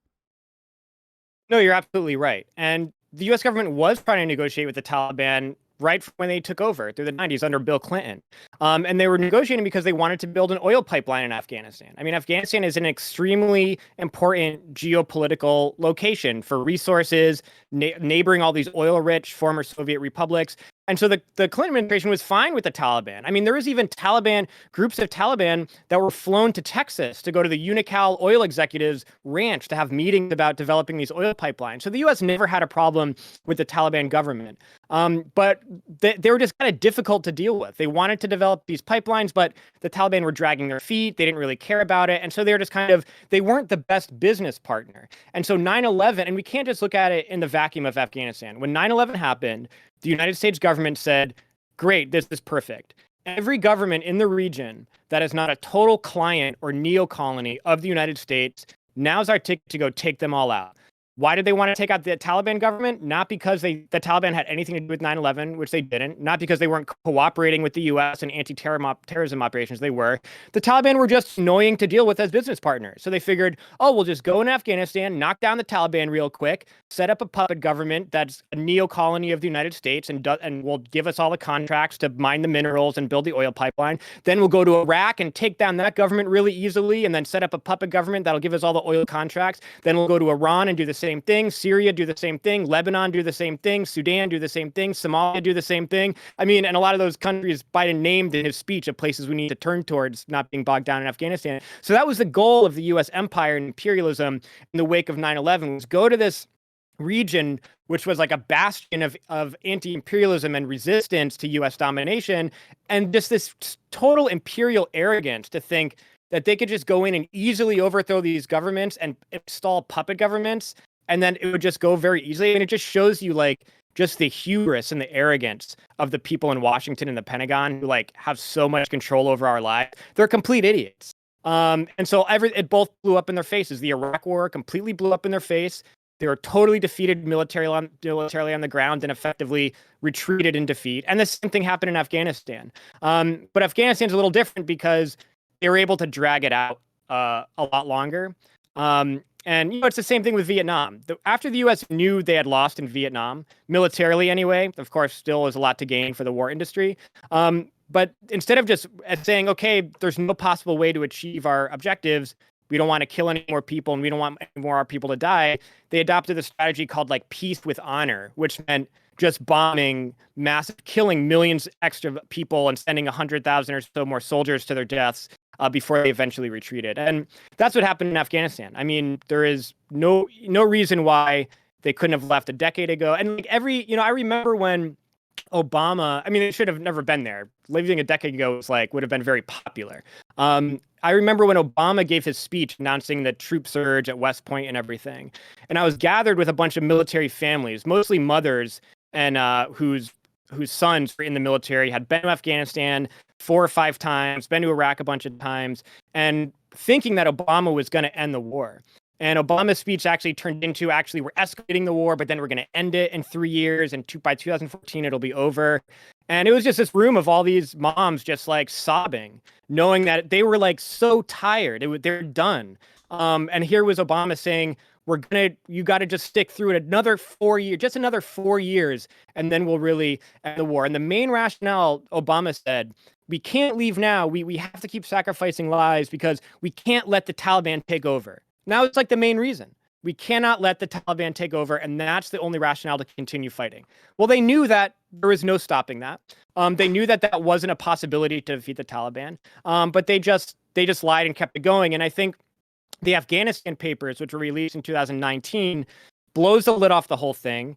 And for some reason, it implicates Biden. For some reason, it wasn't a big issue in the election campaign. He got asked like one question about it in one of the primary debates. But just what the Afghanistan papers did was showed that the Pentagon, all the commanders in Afghanistan, were saying to the White House, by every metric, we have lost the war and have no possibility of turning it around. And so the Obama administration, the White House, turned back to them and said, well, if we're losing by every metric, create a metric that shows that we're succeeding. And so there's this directive given to just create these kind of fake examples of how, actually there's hope to be had in the Afghanistan war. The people shouldn't turn against it just another couple years and we can turn this around. And it just says everything about the American government. They knew that it was hopeless, but they just kept lying to the people who were having to send their sons and daughters to die and be killed, or kill other people. Kept dropping bombs on poor families in Afghanistan for a mission that they knew they couldn't accomplish. And the whole time, really, they were just like, well, if we kill enough people, then maybe the Taliban will give all these concessions when we leave and allow us to form a unity government where our puppet forces have 50% of the government. So everyone who died in Afghanistan, everyone who died in the U.S. military, it was all just to pressure the Taliban into giving some concessions. And so it's kind of shows that you just can never trust these people. But there was absolutely zero reason, right? I mean, there was no reason for the Taliban to ever give concessions because they could just wait it out. They already dominated areas outside of Kabul regardless. And even in some instances, they were seen as liberators in areas outside of Kabul regardless, historically. So they already had, all they needed to do was lay back and sit back and wait for the inevitable attrition to get to a point where the American military simply cannot continue occupying Afghanistan. And it did literally happen. That's where we're at now. No, that's absolutely right. And the Pentagon has known that the whole time. I mean, just an example of how bad the war was lost. I mean, when the troop surge era, when they just sent, it's one thing, casualties are low when the U.S. forces just hold up on these massive bases in Kabul and Bagram and other places where it's very fortified. It's hard to, you can shoot some rockets in there, but even that's hard because it's just all open land ahead of it that's patrolled by drones and everything. But when the U.S. sent its military out to all of these outposts all over the countryside of Afghanistan, I mean, I have a lot of friends who went through this and who were there. I mean, you're talking about, 40 U.S. troops just sent on a hilltop in the middle of the countryside in Afghanistan. And every day, your normal routine would be you'd go on a patrol through the village and through the farmland. The patrol had no purpose other than to say, hey, we're here patrolling. And that's what you do when you've won a war. Just so some generals back in Kabul in the command center could point at a map and say, oh, yeah, look where our soldiers are. We're winning the war. Every time you'd go on a patrol, you'd just be getting shot at from people you couldn't even see. We're 1,000 meters away, just taking pot shots at you and shooting a bunch of your guys. Nothing to shoot back at because you don't even know where they are. On your way back after getting shot at for a few hours and being pinned down in the middle of a grape field or something, someone gets blown up by an IED because the Taliban knows exactly where you're going to walk. During the troop surge, the wounds to genitalia of soldiers increased 95%. That became the number one wound for soldiers was just getting your shit blown off. But then the signature wound really became triple amputees. So 2 legs and an arm became the characteristic wound of just these totally pointless patrols, just going out just for the sake of walking out. So then you go on this patrol every day where someone gets shot, someone gets killed, someone gets their legs blown off. Then you go back to the base and then spend the night under total assault by sometimes you'd have 500 Taliban fighters assaulting a base with 40 U.S. soldiers on it, and almost in a lot of cases actually like overrunning the base, like getting over the wire and having to be killed, Taliban being killed inside the actual American base. And the only thing that prevented just all the bases from being wiped out is the job of U.S. soldiers was just to be basically bait, to be sitting ducks, to draw a Taliban attack, and just stay alive long enough for air support to get there. So once you start getting attacked, you call in the Apaches, you call in the B-52s to just lay waste to the villages and everything that's all around it. And so it's just a completely insane situation. It made absolutely no sense from like a military strategy point of view. The generals knew that it was just completely pointless, but you know what? Every time their soldiers got shot at, you had a major, you had a lieutenant colonel, you had a colonel getting a little award for valor, even though they weren't in the battle, so it was fine for them. And that just proved to be a totally pointless thing. And so after the surge, after us putting out these soldiers as bait everywhere in the middle of nowhere, they eventually said, okay, we'll pull back, and then we'll just, bomb everything to try to exert some kind of pressure. So it's just, I mean, the essence of the war is just a bunch of senseless killing for a mission that they knew was completely hopeless, but they figured, you know what? It's good for our military, it's good for our war economy. So, and there's not a lot of opposition, a lot of pressure for us to end it, so why bother? Let's just keep it going as long as we feel we can. And then there was also the abysmal failure that I talked about for 4 hours yesterday with respect to our training program of the Afghan security forces, where officers were told by high command to turn the other cheek or look the other way when the routine raping of little kids was happening by the Afghan security forces that we were training. So I do find it additionally laughable when liberal warmongers turn around and say things like, well, what about the women that we were defending when we were out there? When it's like, okay, I mean, the Taliban are brutal. Don't get me wrong. Do not misunderstand me. They are a fundamentalist, a brutal group of militants that are still, in every sense of the word, not demonstrating the will of the Afghan people, even though they are demonstrating it more than having an American puppet state installed, certainly. But the training program overall was a disaster. The government was a disaster. We spent $90 billion on that training alone, and only for them to roll over and completely drop their arms, which are now in the hands of the Taliban, by the way, over the course of a week and of the final 72 hours. So I have a question for you. What do you say to the people who want to continue that? What do you say to the people that want to extend the senseless brutality that we subjected the Afghan civilians to, and also the American military members to? What do you have to say to liberal media? Should we just airdrop, every single person that has talked about how much they need to be there, how much we need to have permanent occupation? That's what I'm thinking. Send fucking every DC wonk consultant that thinks it's a good idea to continue, defending the women of Afghanistan. Just send them out there. Let them, sit on a fucking forward operating base in the middle of Karengal Valley, getting shot at from all directions.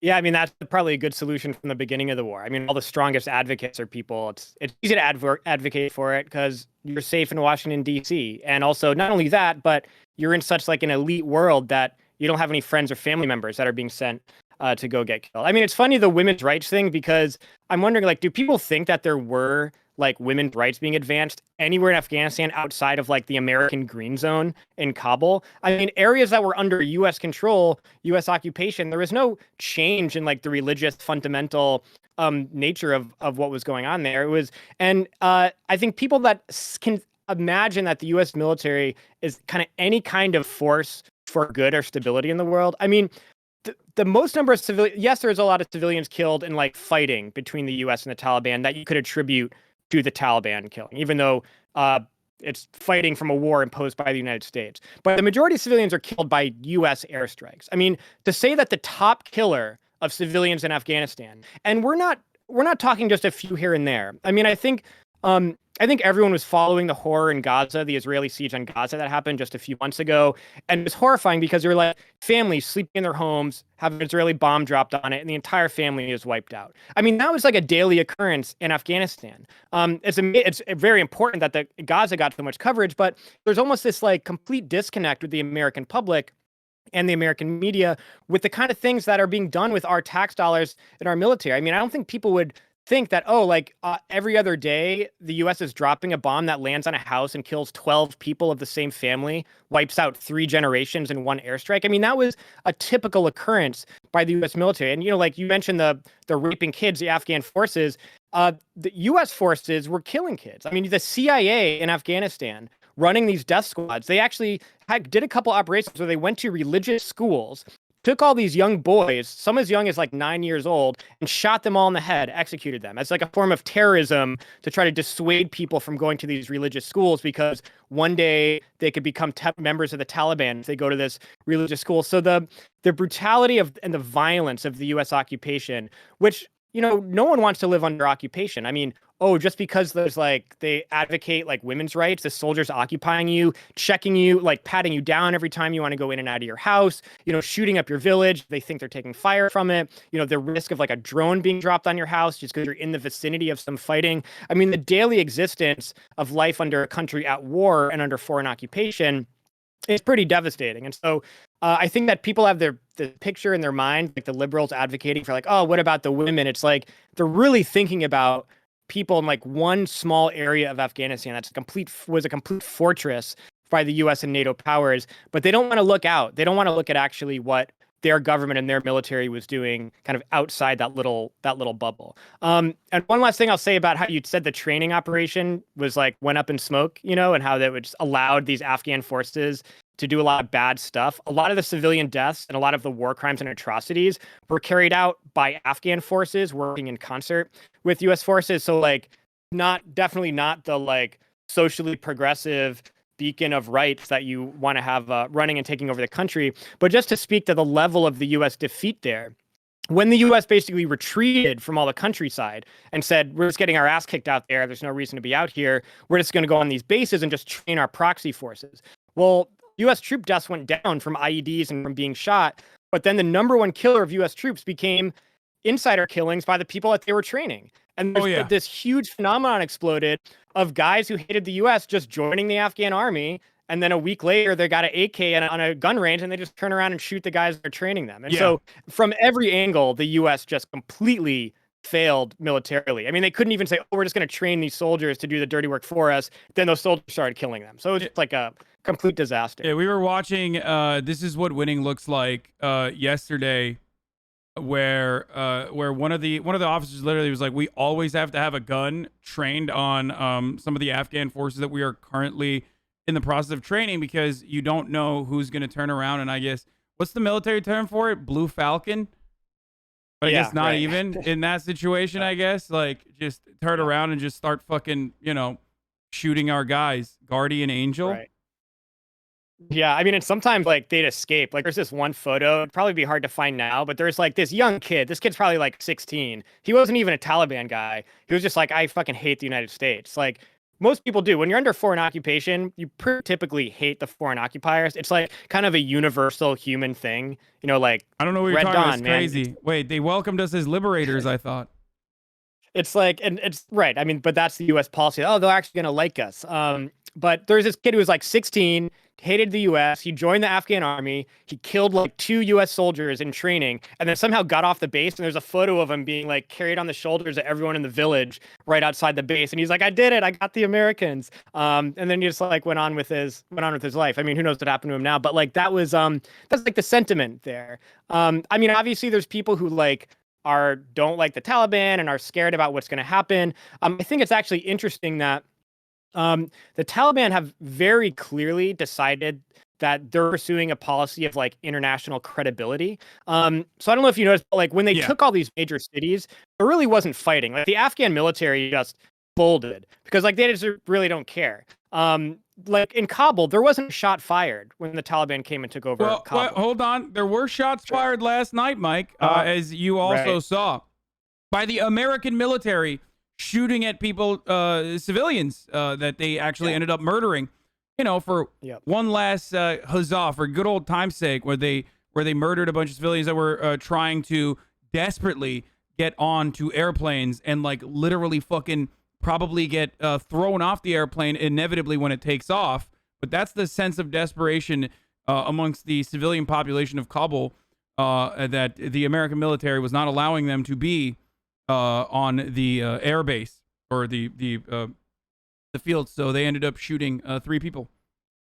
Yeah, I mean, I honestly, that's the most, I think, iconic images of the end of the Afghan. I mean, everyone's showing like the Chinook helicopter lifting off the roof like it was in Saigon, or the plane on the tarmac with all the people mobbing it. I think the most emblematic images we're seeing is of the soldiers shooting at civilians who are on the tarmac trying to escape. I mean, just until the very last moment, really embodying what the entire war has been. Just a horrible, and it's like, obviously the civilians are on your side. They're there trying to like escape the Taliban, but just total dehumanization and lack of care for the people of the country, and just kind of the readiness to use violence. But no shot was fired by the Taliban or by Afghan military resisting them. Most of the big cities that fell to the Taliban, there wasn't a shot fired, or there's almost no fighting. But the Taliban have announced, since they announced the new government, that they would allow safe passage to anyone who's leaving Afghanistan. So no one has to worry about, running to the planes as they're taking off. They're like, we're going to let you leave.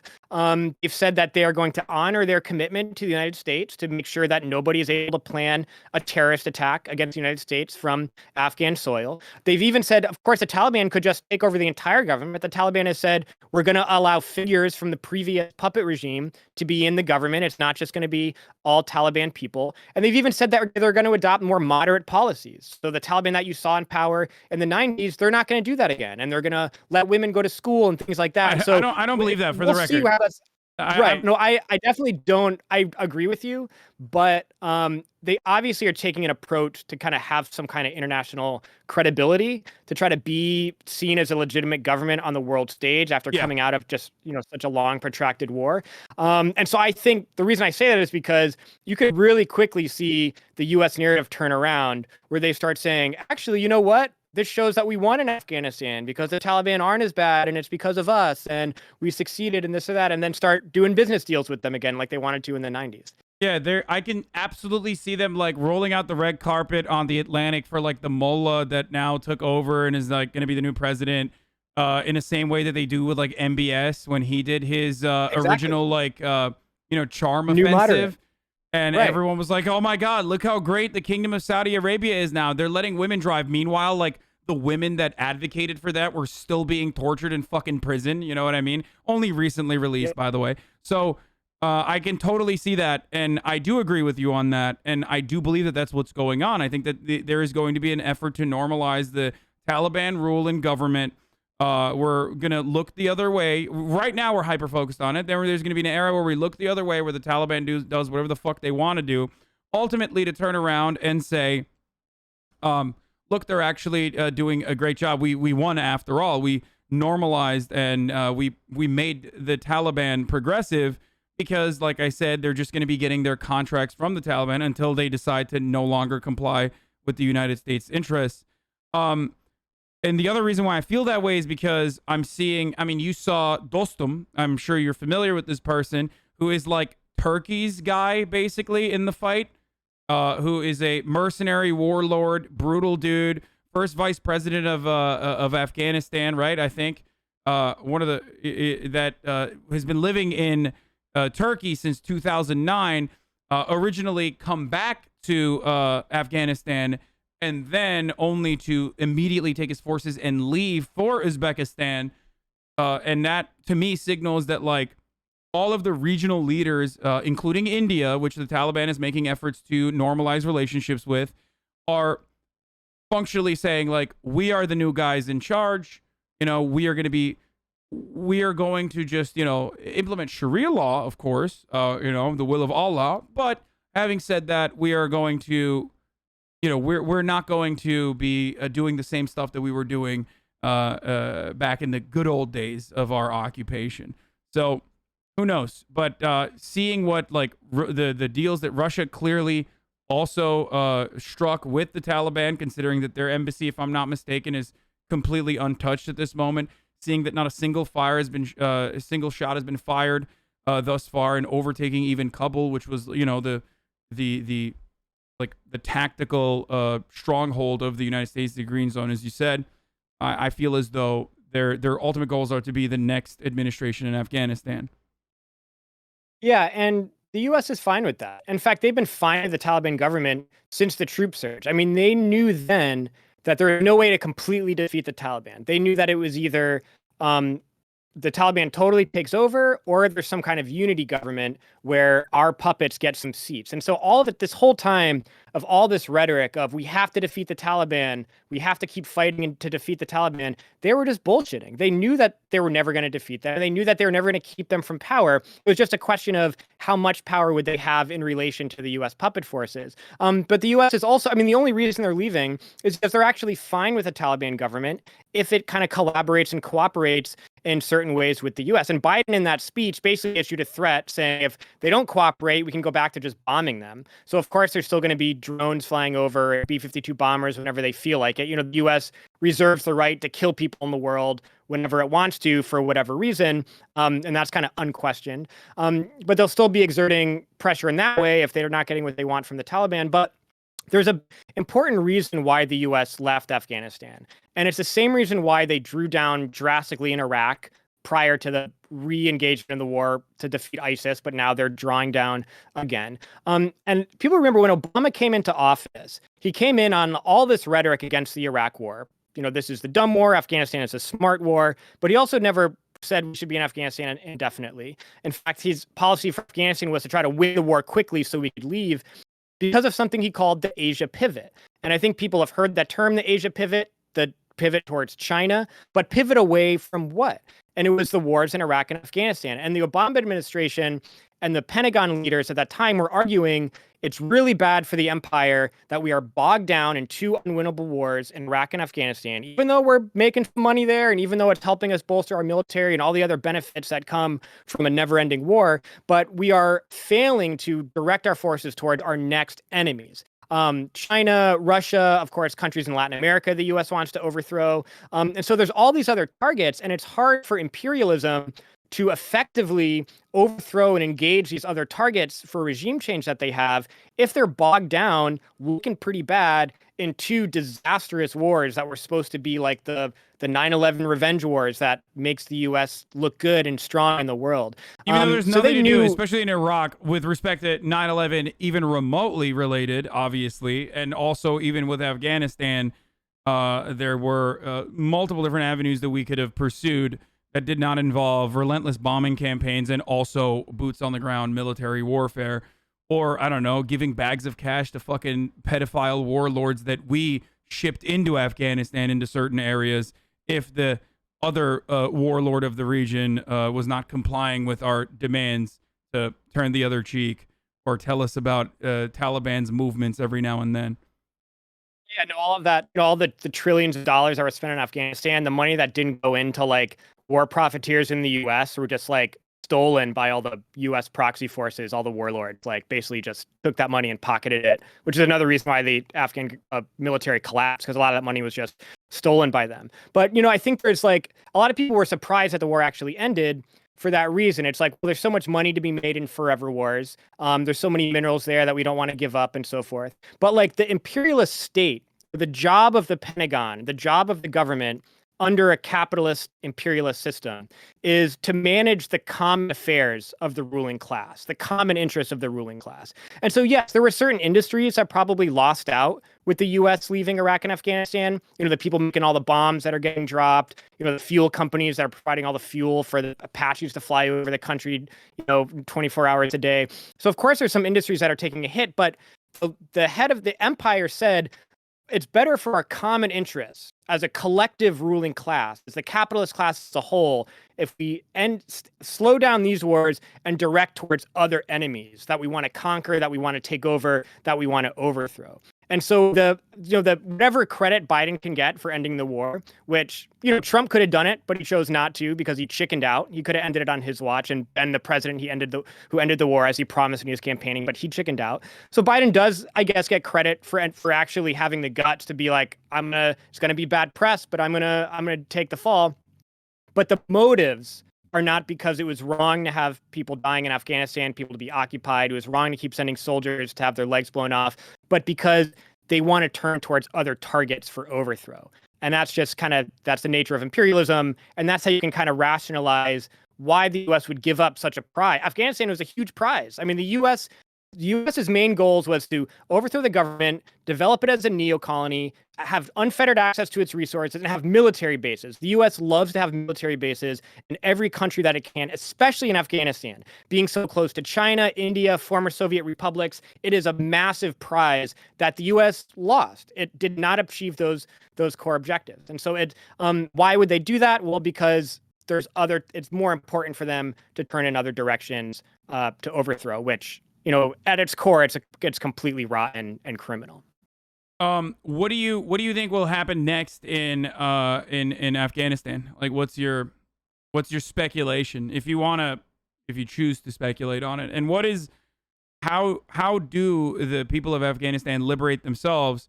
I mean, we didn't even offer historical context to this, but like, obviously, part of the reason why the Taliban is so strong, or was so strong originally, is because of the Mujahideen forces that were trained and also offered weapons by the United States government under Reagan as a counterweight towards the USSR and their interest in the region. Like, clearly, some of those people branched off, became the Taliban. Some of those people became Al Qaeda. Some of those people actually fought the Taliban. Obviously, it's very complex. There's like different warring tribes that have always worked there.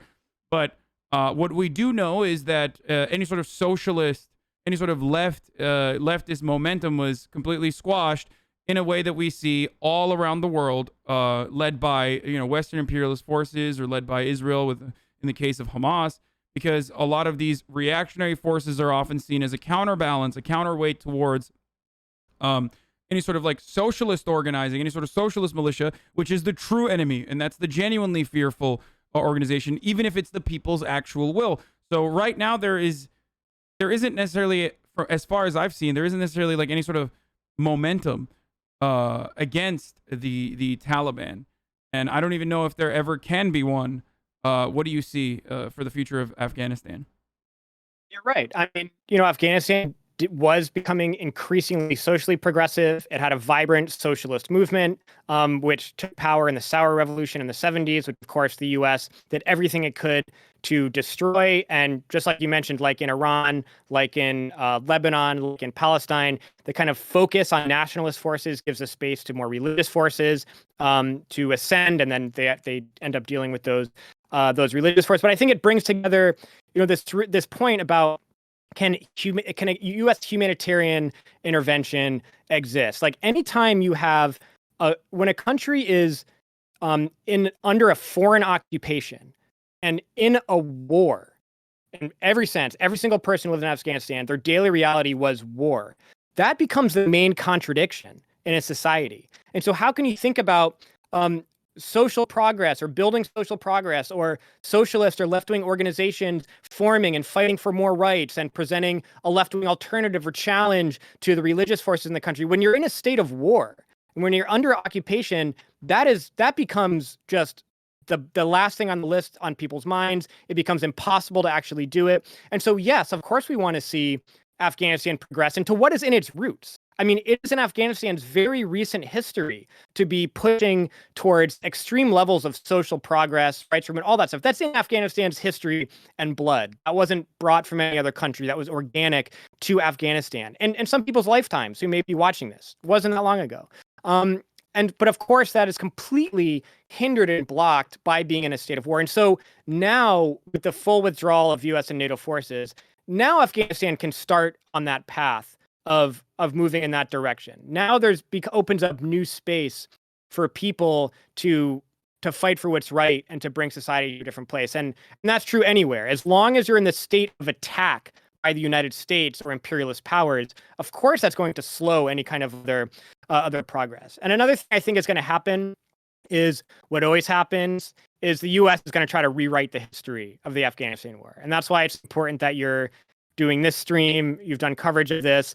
It's like when Obama ended the war in Iraq, he declared this new holiday, I think called Freedom Day, which is to mark the end of the Iraq war, and gave this whole narrative about what the Iraq war really was. We freed the Iraqi people, we gave them a better life, whatever. And it's just a complete disgusting rewrite of history. They did the same thing with Vietnam, with Korea, with all their wars. They like to rewrite the history. And so now that the chapter is closed on Afghanistan, you're going to see Washington, the media, start writing a new narrative of what the war was about, what we did, what we accomplished, all of that stuff. And one thing they're going to leave out of that narrative is that there was a vibrant movement against it, even though it was small at times the entire way, including from people in the military who are resisting the war, refusing orders, and things like that. All right. Well, dude, thank you so much for coming on. Do you have any other final parting words? I don't want to take up more of your time. This was incredible. Yeah, no, I really appreciate you having me on. Did you ever think that you would be? Did you ever think that you would, as a socialist, as an open socialist, be one of the top broadcasted streams on any platform whatsoever, and be able to say stuff like that? Optimism, man. The reason for my optimism, man, is that these politics weren't always accepted, and now they're becoming so popular, and that gives me a lot of hope for the future.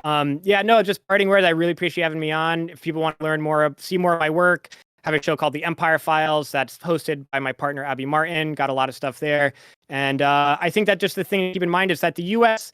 isn't done. I mean, just like after Vietnam, the U.S. was humiliated in Vietnam, left in a humiliating, embarrassing retreat. But that didn't mean the empire was falling and crumbled and was slowed down. It just turned its sights towards Latin America and started sponsoring all of these horrible, dirty wars and regime change in Latin America, turned towards the Middle East.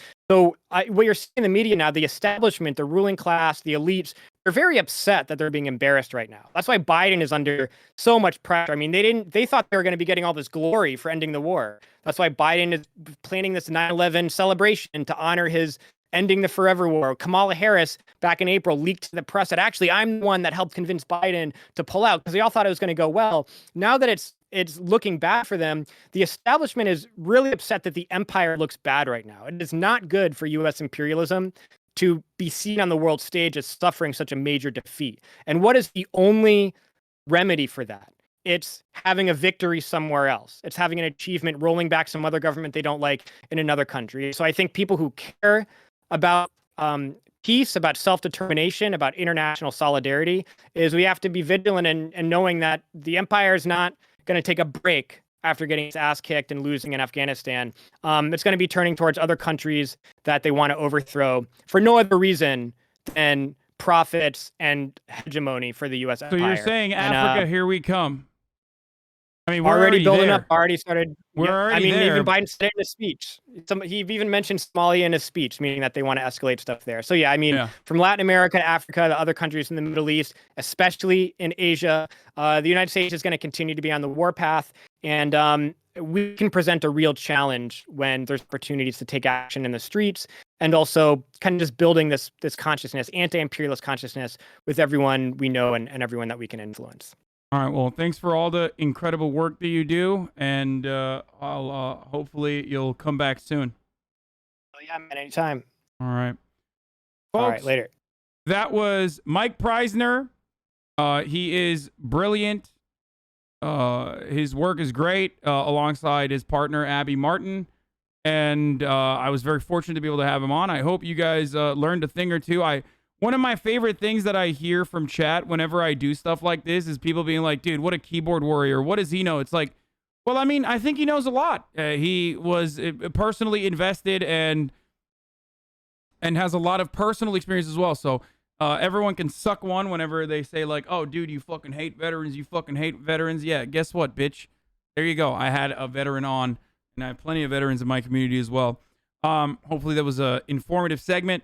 I am about to pee my pants. That was another reason why I needed to, end the interview as quickly as I possibly could. But he was fucking awesome. Mike was awesome. Like I said, you can check out his work at Empire Files alongside Abby Martin. Abby was also on the Joe Rogan show recently. Joe is still a fan of Abby Martin.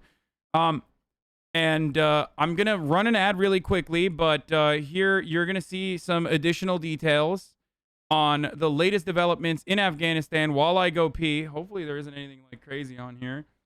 I don't know if they show like the people falling off the plane. Oh, they do. Okay. Yeah, I'm going to show you guys here, I'll start off with this one. I'm going to run an ad break right now because I have to. Top of the hour, and it's time for a 60-second ad break. Okay. We'll get back to, you know what? We'll get back to Michael Pompeo and what he had to say about his involvement. And of course, if you no longer want to see the ads, all you need to do is subscribe. You can do it for $5 or for free. The coverage is continuing.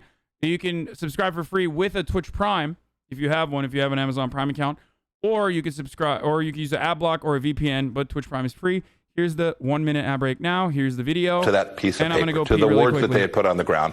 We weren't going to allow them to just walk away from any deal that they'd struck. We were going to go crush them. We were going to go impose real costs on them. We weren't going to let them take these provincial capitals. They understood that American power was going to come to their village, to their community, to the friends and family around them, and we were going to make sure that they understood America wasn't going to allow Americans to be killed from this place. We didn't take the word of the Taliban. We watched their actions on the ground when they did the right thing and they helped us against terror. That was all good. And when they didn't, we crushed them. Finally, and I've got about 2 minutes here, sir. You graduated first in your class.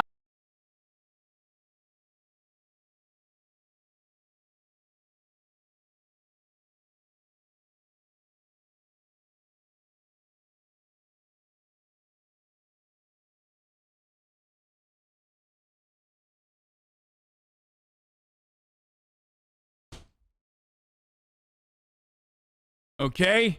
Now Chris Wallace is going to start beaking. Wait, is this the entire video? Wait, that's it? And we were going to make sure that they understood America. I thought there was more to it. I can have XQ Cow on if he's like bored or if the moment is past, but I can have him on now.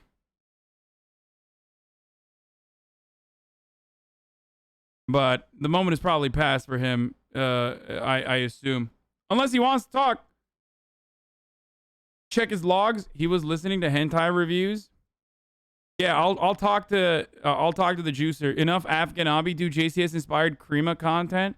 Thank you for having Mike instead of XQC. Guys, I was gonna have Mike on this morning. And like I've been setting this up for a while. Obviously, I was going to originally fucking talk to Mike. XQ Cow, check his logs. What did he say? Fuck the news frogs. Run full 3 minutes of ads, dudes. That's like 4K. Yikes. Joe Biden hasn't been doing anything good. Like, what the fuck? Aiden time.xq says pay your mods. That's funny. Okay. This was a lot. There's about a minute and a half left in that interview. Oh, okay. Let's watch the rest of it. That it was just a decade earlier in 1975 when the U.S. pulled out of Saigon and you saw U.S. diplomats, Vietnamese, people who had been sided with us, clamoring onto helicopters on the embassy roof, which scarred our country and our military for years. What do you think the fall of Afghanistan is going to say to our allies and to our enemies? And what do you think it's going to mean for our image of ourselves? Chris, that's a very important question.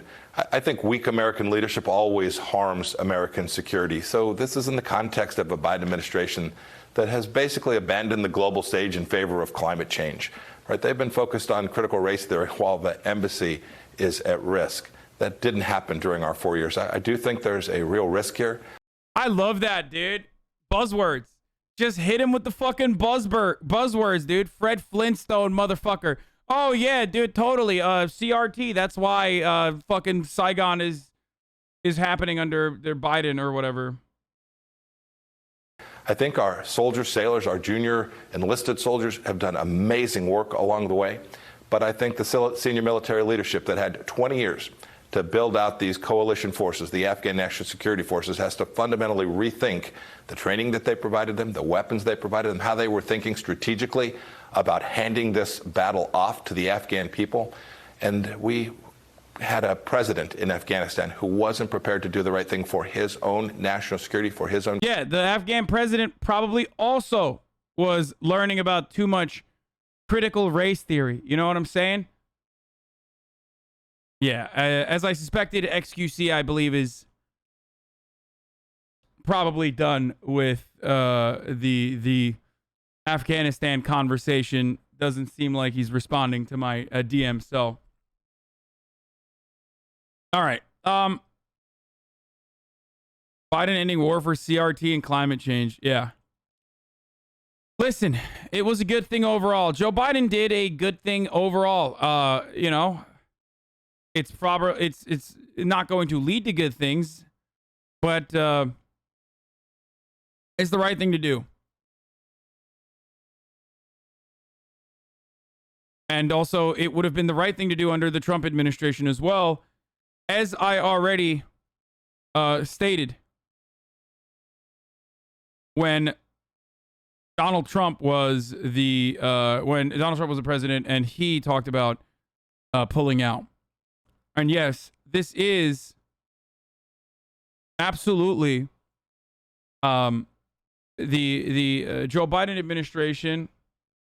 Oh, he's down. Excuses down.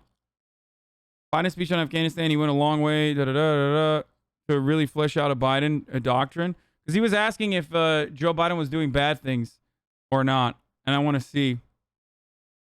XQC juiced your whole coverage, your whole 3-day coverage in 5 minutes? What does that even mean?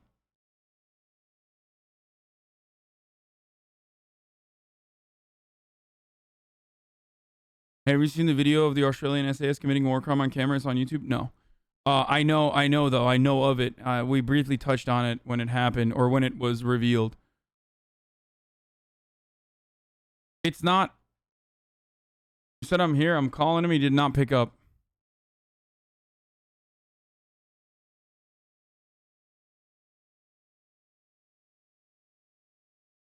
It means Juicer can only handle 5 minutes of information. I think I do a decent job at juice lording it up. Anyway, all right. Here's what Nicole D. Wallace had to say about Biden's speech on Afghanistan while we wait.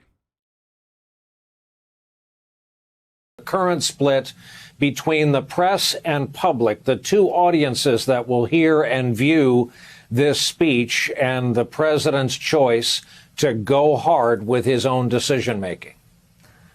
Well, I'm going to say two things, and both hard to say, but I'll say them anyway, because here we are. 95% of the American people will agree with everything he just said. 95% of the press covering this White House will disagree. Oh my God. That's fucking insane. No, she's literally right. What the fuck? Did I mishear that? Oh my God. What the fuck? Bro, this is one of the best things I've ever fucking heard. And I'd love to hear you out on the current split between the press and public, the two audiences that will hear and view this speech, and the president's choice to go hard with his own decision making. And that was initially the plan? Who are you talking to? Oh, so are you talking now? No, because I had to get takes from multiple experts also, so I would get a wide variety of opinions. Okay, let's hear it. Oh, wait a minute. No. Let's hear yours. Well, what is your? No, let's hear it. As in, like, what's your question? You were, because I don't know what the what the question is. Okay. Well, I maybe I'm ignorant for that, but I didn't even know the actual conflict happening and the main moving parts and just what it is. So I know like what's happening when I see a news title or I see a news video or I see a speech or article or something. So the United States of America has been in active conflict or occupying Afghanistan for the past 20 years. Okay? in the aftermath of 9/11, in the immediate aftermath of 9/11, Osama bin Laden was, according to our intelligence community, in the hands of the Taliban, basically. Like that he was in Afghanistan and the Taliban in Taliban-controlled regions. So what ended up happening is the American government said, we're going to bomb the fuck out of Afghanistan and we're going to blow you guys up. We're going to blow your shit up.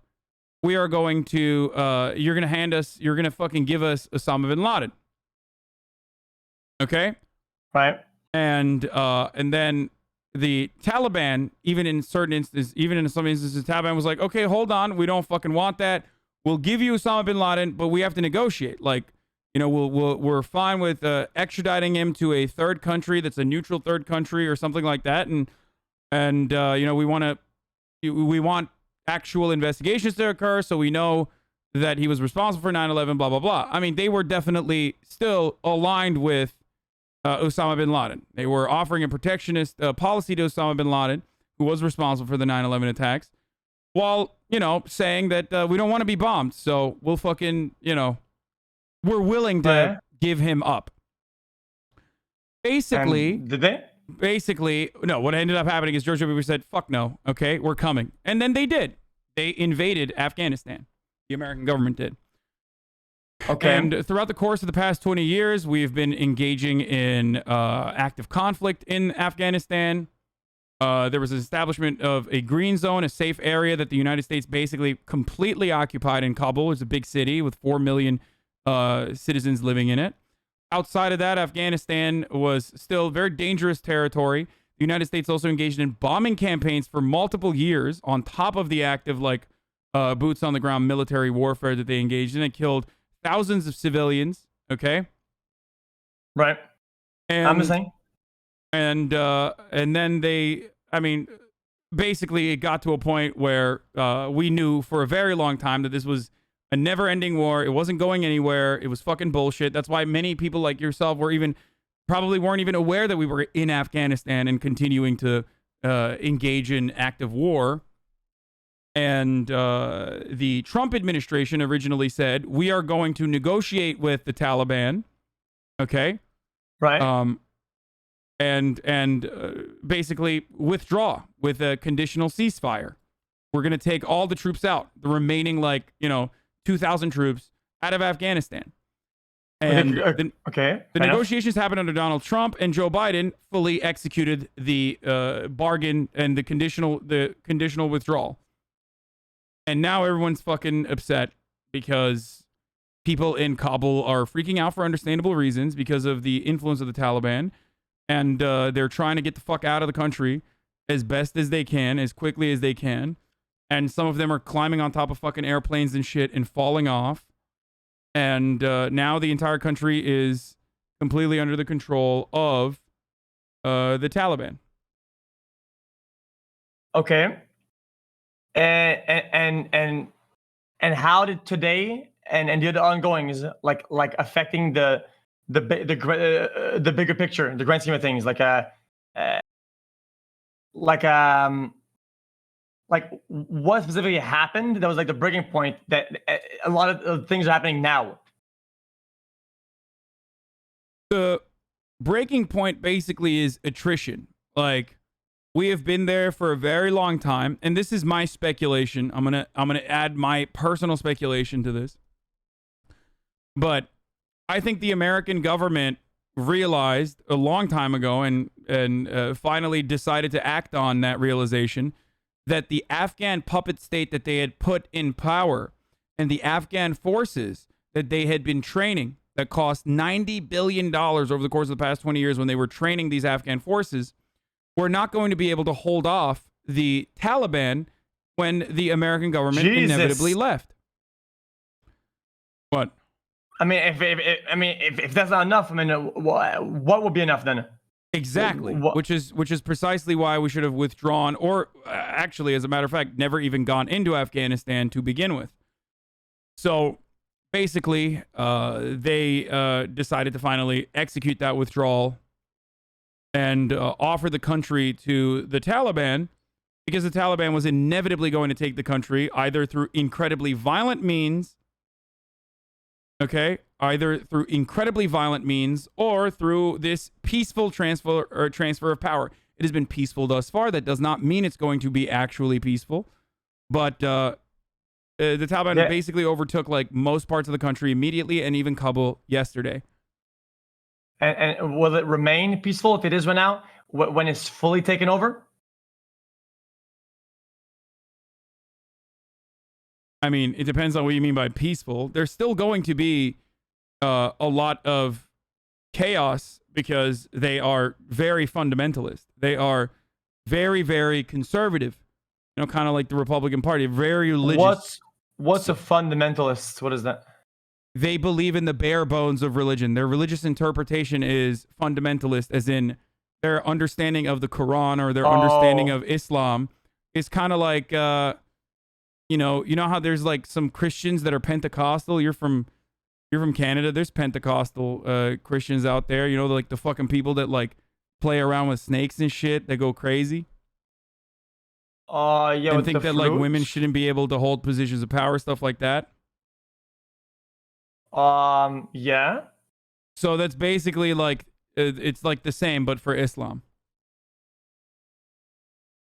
Okay. I mean, now that I have a pretty good understanding. Okay, that's kind of what I thought, but I thought all these things were like not resolved, but like, sort of partially resolved. I didn't know this was an ongoing thing, but now I can put the pieces together from the past, what I knew, and this now. Now there was one more thing. Yeah, what's going on with the president? I like analyzing sometimes the way people speak or whatever. I feel like Joe Biden was dude. I felt like he was running out of steam. I feel like 2 minutes in, and that was it, man. He looked like he was ready for a nap. I mean, he's like old. He's always been like that. But how big of a negative impact it can have that whenever he speaks, it's kind of soulless, and it kind of feels like, with all due respect, it just to me kind of felt a little bit like my old presentation from a sixth grade that I forgot to do, so I kind of winged one the night before, and I'm coming in front of the class with little papers, and I'm reading it off the fucking paper. Yeah, he's not very charismatic. I totally agree. He used to be a lot more charismatic back in the day. I think he's, like I said, he's too fucking old. So that's a problem, but it's not necessarily a problem of governance, because like the fucking president doesn't really run the country. It's a collection of like different kinds of interests and their and the people that uphold those interests that run the country. Lobbyists, legislators, policy advisors, and the like. You know what I mean? So it doesn't really matter that he's fucking old. He's just basically a symbolic figure at the top there. But I think overall, what he said today was correct. I mean, he shifted a lot of the blame to the Afghan people, which is one thing. But overall, his main message was, listen, Jack, cut the malarkey. We've been there for 20 fucking years. We don't need to be there any longer. And I personally believe that was the right thing to do. I thought it was the right thing to do to pull out of Afghanistan under Donald Trump. And I still think it's the right thing to do under the Joe Biden administration. You think it's going to happen? He's going to keep his promise? I don't know. Because there is an additional troop surge. Now there's 6,000 troops, even though we were pulling out all of our troops, but the 6,000 troops are being used to protect the Kabul airport so they can safely extract all of like the interpreters and the embassy members that are, round the clock working to basically sign off on visas for people that worked and collaborated with the U.S. forces there. And I don't know if they will ever end up coming back into Afghanistan. I always had the suspicion, even under Trump, that we would basically privatize war there. You know what I mean by that? Like we would use... No. You've played Metal Gear Solid, right? Yeah. Basically that. Metal Gear Solid 4. But in real life. PMCs. Private military contractors like Blackwater. Like Blackwater, which is now Academy. I always assume that, JSOC, the CIA, and private military contractors that we contract out the warfare to would probably maintain the same kind of structures there, but not directly the American military. Okay. And how many people are trying to get out right now? You know, people falling from airplanes. That's really sad. How many of them are trying to get out and escape? I don't know the exact number. Probably thousands. Kabul is massive. There's 4 million people there, and it's also it's the most westernized part of Afghanistan.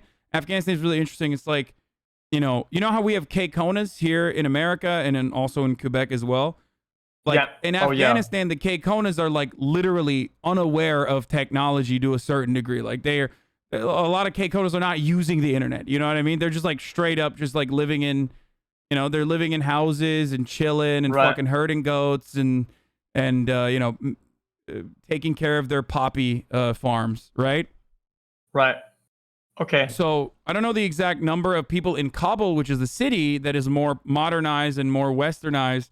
I don't know how many people from there are like trying to run away, but it's probably a big chunk of people. Yeah. But people are getting on these airplanes. These airplanes are going where? They're trying to go anywhere else outside of Afghanistan. They want to go to Turkey. They want to go to Turkey and then to other countries where they wait for the refugee process. Yeah, an asylum. Yeah, asylum process to kick in. They want to basically get out of Afghanistan and go anywhere else, so that they can like move. So they can go to like Canada. So they can go to different countries in Europe. Even though France originally, I believe, said today that they were not going to welcome any refugees. Why not? Because they have their own issues. There's a lot of racism happening in France, specifically anti-Muslim racism, and they think that if they were to allow any sort of refugees to come into the country, that would probably look bad for Macron. Who the fuck is Macron? Macron is the leader of France. Oh, okay. Interesting. The fuck. So why don't they just spam planes and they help the people to get asylum at least temporarily until things kind of cool down? Well, it's complicated because you need to. People will say this is a massive security risk. People will say that what if they're terrorists that are flying in and taking advantage of the refugee process or the asylum process? Like, we don't want terrorists in here. And then also, there are, individuals in these places like the K-Konas in most circumstances that are like, I don't want no fucking immigrants coming in here. They're brown. You know what I mean? Like, so Americans don't want to take in any refugees, despite the fact that we are largely responsible for the situation in Afghanistan, both with our withdrawal, but definitely with the 20 years prior to the withdrawal. So there's a lot of people. It's a politically not a great thing to do. It's morally the right thing to do, but it's unfortunately politically not the greatest thing to do. And that is what's motivating these cowardly politicians from taking the correct course of action. Okay. Wouldn't it be good if there was a place like a neutral zone? When you play MMO, you have a city where people can't fight, right? You can't PvP. Sorry for the bad terms, right? Where in times like this, you could move a bunch of people in where there's like housing and food, and all the countries would all be funding a fund to help, and then it would help everybody at once in times like this. Couldn't they win? And it'd be like a safe, neutral zone. Why don't we have that? I don't know if you can. I don't know you can disable PvP like you do in a neutral zone. You know what I mean? It's idealistic, but I don't think you can do that, unfortunately, because then you can't disable PvP in real life. No, I get it, but the people just want to go anywhere else because it's really bad. But now I get it. What if there's a place where there's like basic housing with basic food, almost like just tents on a field or whatever, so people could not die and chill for a little bit in a neutral zone? I mean, they have refugee camps. We're basically describing that when people like escape these treacherous conditions back home. they oftentimes go to what is known as refugee camps. The United Nations is one that has some of these refugee camps. Usually the conditions are really poor though, because like, you know, the tents and all that shit is not great for survival. And then you have to move them from those refugee camps to countries, right? Yeah, yeah, but I mean, and people don't want them in the countries. They're like, yeah, fuck them. Like, we don't want to have these people in here. Okay. Fair enough. Yeah, people are saying a question mark, a utopian D. You know what you're talking about? Well, I was just spitballing on how it sounds something that's feasible when we're saying it, but you're making it sound like it's unfeasible when you actually do it in technically. Sorry though. Yeah, I mean, listen. Just because something seems impossible doesn't mean that you should stop dreaming. I think that's like silly as fuck, to be honest. No, it's not a bad thing. It's a good idea. It's something that we could accomplish. It's just that there are different competing interests that get in the way of accomplishing said things. And unfortunately, there's not a lot of coordinating amongst nation states that would be able to put something like this together. Yeah, I mean that sucks. Okay, fuck man. Okay, well I learned a lot. I think I did a good job of explaining the whole thing without giving me too much a personal bias. I think I got a good scope of it. So when is this all gonna end? When is this all going to end? It's never going to end. Conflict is never ending. It's just a matter of people not paying attention to it anymore. So what's going to end up happening is we'll talk about this like for a week, right? Non-fucking stop. Everyone's going to be like, oh my God, what's going on in Afghanistan? I can't believe this. I can't believe this. And then all of a sudden something else is going to happen. And then everyone is going to hyper-focus on that shit and totally forget and basically betray all of the values that they were espousing about the Afghan women. Just like no one gave a fuck about the Afghan women in the entirety of Afghanistan. It was a 40 million person country, and only talked about like, oh, the Afghan women in the green zone in Kabul and how they were able to go to school and stuff. It's always like that. Yeah, someone in the chat said it's like LSF drama. It's literally the same. Yeah, it's like when some small streamer does something bad for years, nobody blinks an eye. Something blows up and now it's mainstream and a lot of people are doing it. Now it's out there. It's like, holy fuck, we gotta change things. Things gotta get better. And then another drama comes along and things revert back to what they were before. Mm-hmm. And swept under the rug. Oh, okay. I'm moving on, type of thing. Oh, I get it. Yeah. All right. Oh, by the way, I mentioned this before, but I saw your takes about my fucking clothing. Yeah, okay. I think. Look, listen. I suspect that your build is better than mine overall to be able to wear fashionable clothing. Because of your build, you look like, you know, like a clothes hanger, and that's like unironically what the model build is. Yeah, it's a good build, but the problem with that build is that it takes a considerable amount of time to find the gear that fits the build. The problem is that the clothing when you buy them when they're manufactured normally for normal people, when I wear it, it simply won't fit. I need to find things that are specific, like either if the length of the t-shirts or the sleeves is good, the neck isn't going to be good. If it's all good, it's going to be too large on the sides, right? If everything fits, the bottom part of the shirt is going to be not long enough, and I'll look like an idiot. Like, it's actually hard to find correct sizings that are all around good. Because believe it or not, I actually wear XL more often than I wear large. But instead, when I wear XL, what it does is it makes the collar big, but the rest of the dimensions make sense. So I wear two t-shirts, one under to fix the neck, and one over, to have it how the sizing that I want. That makes sense? Yeah, but that's my problem too. because I'm too big. So no one ever makes clothes that fit me perfectly, right? And there's certain ways that clothing is like supposed to sit on you, you know, like different styles. Like some, especially like baggy clothes are kind of fashionable, you know what I mean? And I can't wear anything baggy because like I would have to wear like a triple XL. More often than not, they literally don't have triple XL clothing that is fashionable to begin with, right? So, and then even if there is one where I finally get one and I wear it, I look like a fucking Roblox character. So my take is, if you and I were to go to a store where we got dripped up with the same exact fit, you would look better than me because of that problem. Where like you're lanky. Yeah, I'd be down to do that. Right? But that's what I'm saying. That's what I want to do.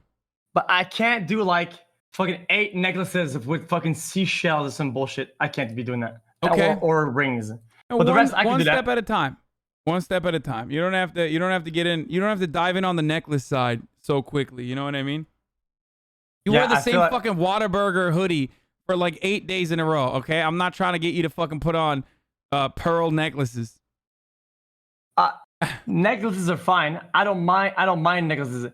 One like a cool one that's like out there's like, oh look, that's the necklace, and it's contrasting it. Whenever you spam, I think that's the problem now, is that hype beast Andes, they just spam. They say red belt Gucci, orange shirt Chanel, fucking jacket blue Dior, and they load all that bitch ass in, and it look like clown. Like, yeah, bro, but look, it's expensive, and look, it looks fashion, but it's fashion because you're wearing things that are made to be fashion, that are fashion labeled stuff, but you're wearing them in a way that doesn't match their purpose. No, I understand. I'm not. First of all, people do that all the time, and that's totally normal. It's artistic in expression, but I don't wear any of the fucking designer shit anyway. I never wear designer shit, so I don't disagree with you. I think people certainly rely heavily on like the designer brands making you look good or like making you feel like you have taste. I see it all the time, but that's not what I'm stating. That's not what I'm saying at all. Okay, so then where do you shop then? If you want to go shopping, where would you go first? We can go to a thrift store. We can go to regular stores. You can get like designer shit if you get like nothing that's like aggro as fuck, that isn't like Fendi all around. But yeah, I just want to be able to find two of the same. I have a fashion designer friend that I interviewed on my podcast recently. It's a hot girl. No. He's the man. He's dope. He's a Vietnamese dude from Minnesota, and his name is Kai. He's on the new HBO show, The Hype. There's like a new HBO fashion show. Anyway, but I want him to like take us to all these stores because he's friends with all of them, like all the labels and stuff like that. And I want to go to like every single one and get dripped out. Because I know for a fact you would look better than I do in the same fucking clothing that we're wearing, because nothing will fit me appropriately, whereas everything will fit. You can find something that fits you appropriately. All right, we'll try then. Let's actually do that then. Yeah. All right, we'll do it. Okay, we'll do it then. I actually got to commit. We're doing it. All right. Well, now that you said it in front of your audience, like they're gonna fucking yell at you if you don't do it. So. Yeah. I could just some drip shit, some IRL drip stream. Okay. So we're gonna go to stores and he knows people over there, so it's not gonna be awkward. He's gonna like lead us or something. Yeah. Okay, doable then. All right. Okay, good. All right, let's do that then. Okay. Well, I'll give in touch. Thanks for the talk, man. Thanks for helping out. No problem. All right. Peace. Peace, man. Have a good day. So. All right. Take him to the market too. The market is lit. I gotta say, this conversation is peak Twitch. I mean, this is literally the most Twitch conversation you could have. Okay. Opinions on Futa? I have no opinion on Futa. I mean, if people wanna watch Futa, fuck yeah, dude. That's awesome. The stand Okay, what is this? Is Sean Hannity?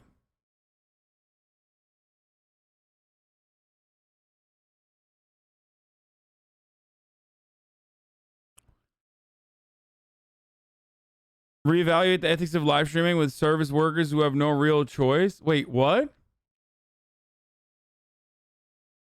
Fuck do you mean reevaluate the ethics of live streaming with service workers who have no real choice? We literally unironically fucking like call ahead of time and make sure. I almost exclusively go to either public places or I go to places that are like my fucking friends. And not only that, but also even if it's an area that we get like, even if it's an area where we get like actual, you know, where we're like going to a place that we got prior, we got like prior shit from, permissions from, we still treat everyone with a fuckload of respect.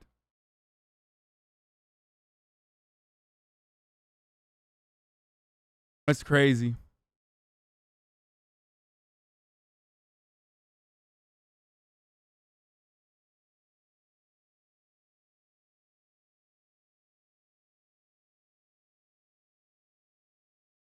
Anyway, let's watch that MSNBC video. There's so much content, dude. There's so much fucking content. I want to look at the bad takes on Twitter.